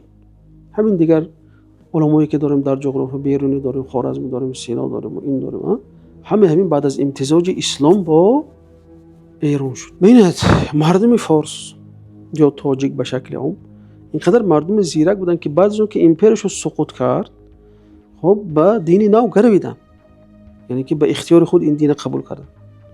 یعنی چون که اسلام بارها با تاکید کردیم که این دین یعنی مجبوری قبول نیست در نزد خودمون. وقتی مجبوری لا اله الا الله قبول نیست، مدام در دلت نباشه. وقتی اینو قبول کردن، ببینید از یک سو وقتی مسلمان شدن، از سوی دیگر همون هویت و فرهنگ خودشون چی حفظ کرد. یعنی از هویت و فرهنگ خود دست نکشیدن و این اسلام رو غناوت بخشید و اسلام خیلی که فرهنگی اونها رو غناوت داد، اونها نیز این چی با این فرهنگ وقتی در اومدن چی یک غناوت در فرهنگ اسلامی دادن. از نظر دینی بینیم قادسیه چی است؟ آغاز گسترش اسلام در ایران است. بعد از قادسیه دیگر چی شد؟ مردم ایران مسلمان شدن شروع کردن به اسلام. این تاثیرش نه تنها در خود فلات ایران بلکه در مثلا آسیای ما نرسید، بلکه در شرق، در خراسان اون طرف تا هندوستان رفت تاثیر این مسلمان شدن فارس ها. طرف مردم ترک هم مثلا شروع کرد به اسم مسلمان شدن، چه گفتم با دست سامانی ها مثلا. لیکن ببینید گسترش اسلام آیا در ایران در یک شب شد، در 1-2 سال شد؟ نه، این گسترش بسیار طولانی بود. یعنی که 100 ساله ها بدون مبالغه، یعنی که عصری مثلا 1 درآمده باشن مسلمان، عصر 2 تا عصر 3 اکثریت مردم در اون دینی بابای خودشون بود. بعد در نتیجه هم آمیزش با مسلمان ها وقتی این دین دیدن، بعد چه مایده شروع کردن به اسلام آوردن و مسلمان ها شدن دیگر اکثریت. با همین اسلام در منطقه ریشه دامون و تاثیر عمیق در اینکه فرهنگ آنها، در هنر آنها، در معماری آنها، در ادبیات آنها و در تمام جنبه‌های حیات آنها چه تاثیر خودشو گذاشت.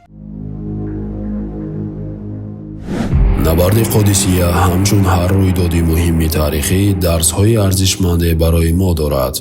در اینجا از دیدگاه یک مسلمان منصف و بی‌طرف به برخی از این درس‌ها اشاره می‌کنیم.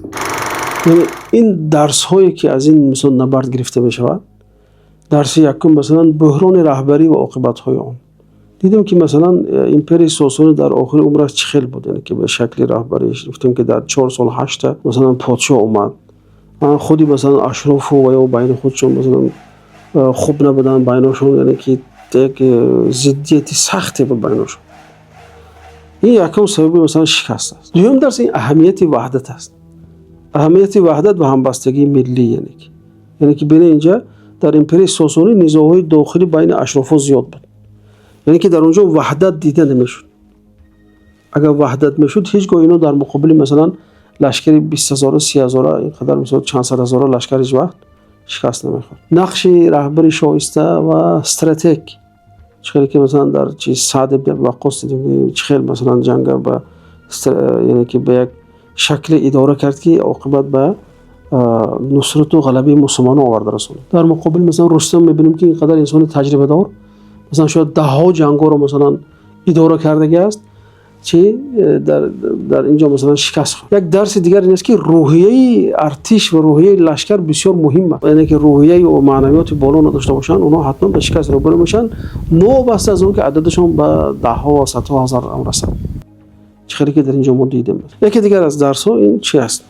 برخورد تمدن هست. اینجا دیدیم که دو تمدن با هم زد، مثلا تمدن اسلامی با هم تمدن مثلا که ایرانه.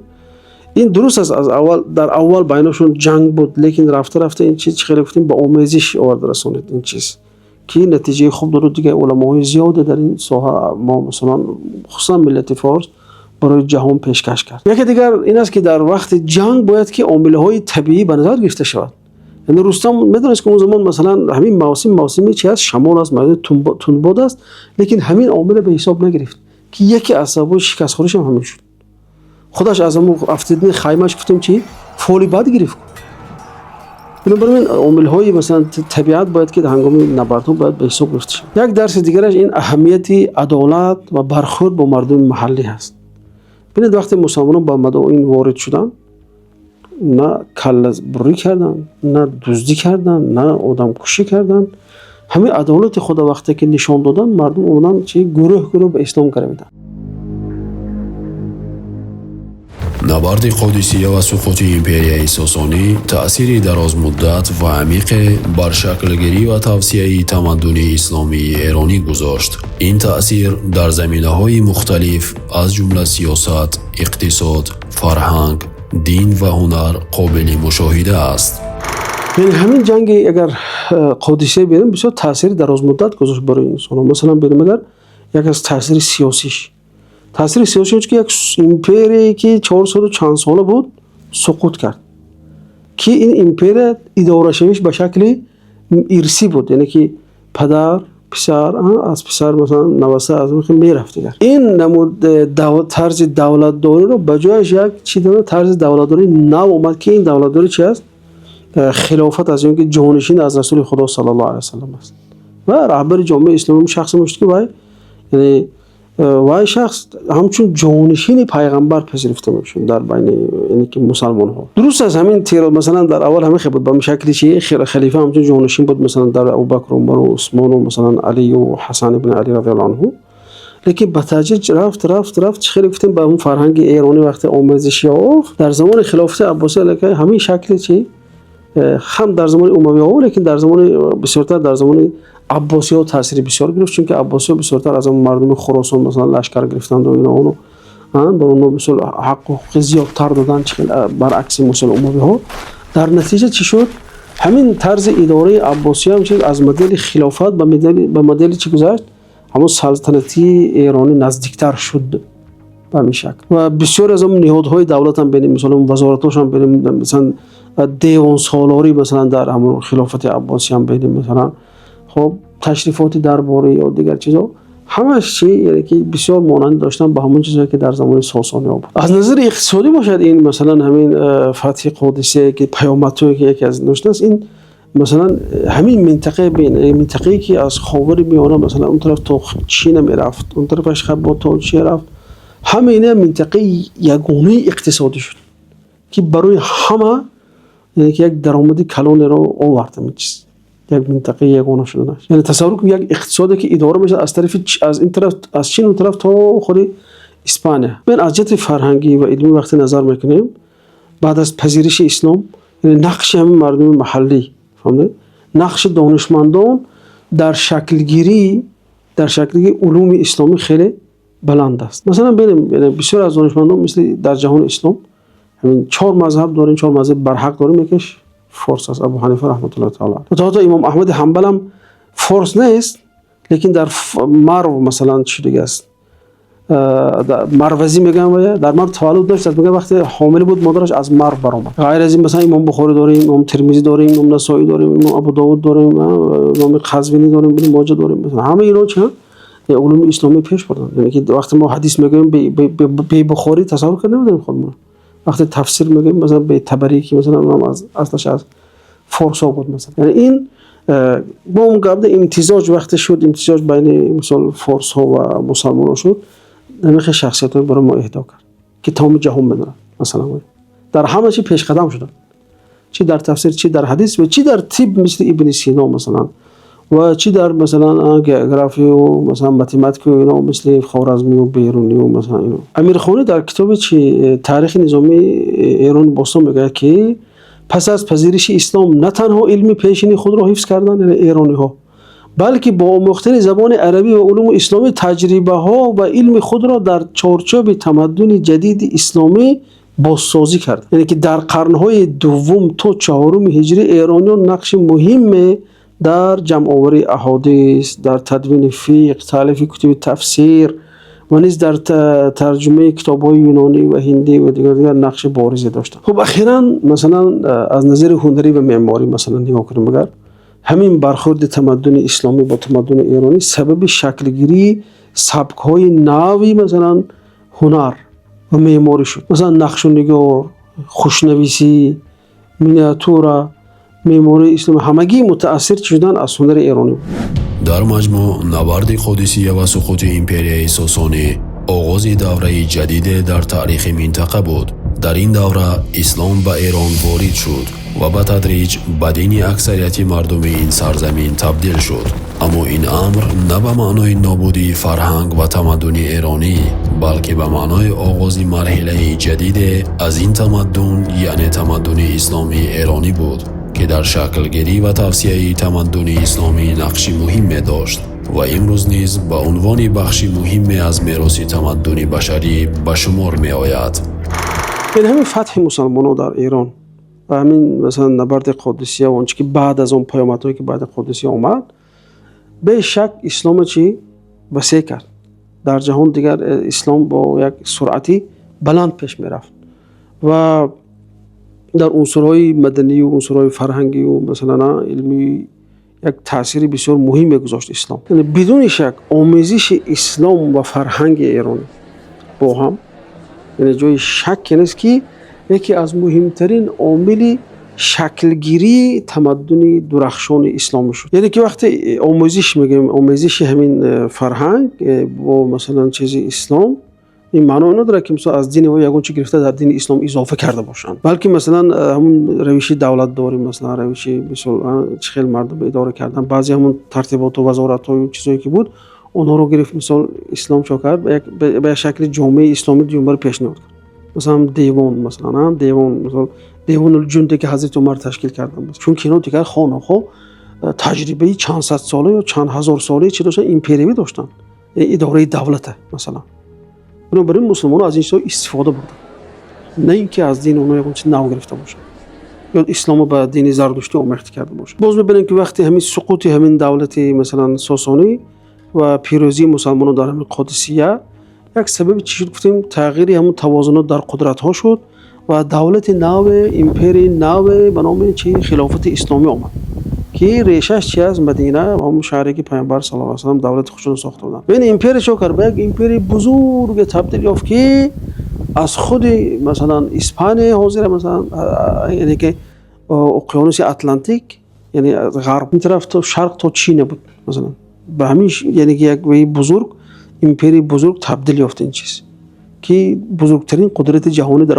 همون زمان ها حساب میشد. یعنی فتح‌های اسلامی وقتی آمد فقط مرزهای سیاسی رو تغییر نداد، بلکه آمد مرزهای فرهنگی و مرزهای معنوی رو نیز تغییر داد. یعنی که اسلام فقط دین نیست، بلکه اسلام یک دستور حیات است. اسلام اخلاق انسان، انسان فکر انسان، اجتماعیات، همه اونها رو چی به ترتیب میداد. در انجام باید تأکید کرد که نبرد قادسیه همچون یکی از نبردهای سرنوشت‌ساز در تاریخ بشریت نه تنها سبب سقوط یک ایمپریا و ظهور قدرت دیگر شد، بلکه در مدت دراز تاریخی تأثیر عمیق بر منطقه، فرهنگ، دین و تمدن آن گذاشت. این تأثیر تا امروز نیز ادامه دارد و از این رو مطالعه این رویداد و پیامدهای آن برای شناخت بهتری تاریخ منطقه و جهان اهمیت فراوان دارد. نبرد قادسیه در تاریخ اسلام مقام مخصوصی دارد، زیرا این نبرد نه تنها سبب گسترش جغرافیایی اسلام شد، بلکه زمینه را برای تأثیرپذیری اسلام از فرهنگ ایرانی و شکلگیری تمدن اسلامی ایرانی فراهم کرد. سقوط ایمپریای ساسانی پایان یک دوره تاریخی و آغاز دوره دیگری بود که در آن اسلام نه تنها دینی نو، بلکه نظام نو اجتماعی، سیاسی و فرهنگی بود که تمام جنبه‌های زندگی مردم را تحت تأثیر قرار داد. تاریخ علمی است که در آن به بررسی احوال ملت‌ها و روایت‌هایی که درباره ایشان نقل شده است می‌پردازند. بعضی از این روایت‌ها احوال حکومت و سیاست را بیان می‌کند و بعضی دیگر احوال اجتماع و تمدن را. همه این موارد با توجه به علت‌های رویدادها و زمینه‌های آنها برای عبرت گرفتن از گذشته و راهنمایی برای آینده مفید است. از این رو مطالعه نبرد قادسیه و پیامدهای آن نه تنها برای شناخت گذشته، بلکه برای فهم بهتری شرایط کنونی و ایجاد آینده بهتر نیز اهمیت فراوان دارد.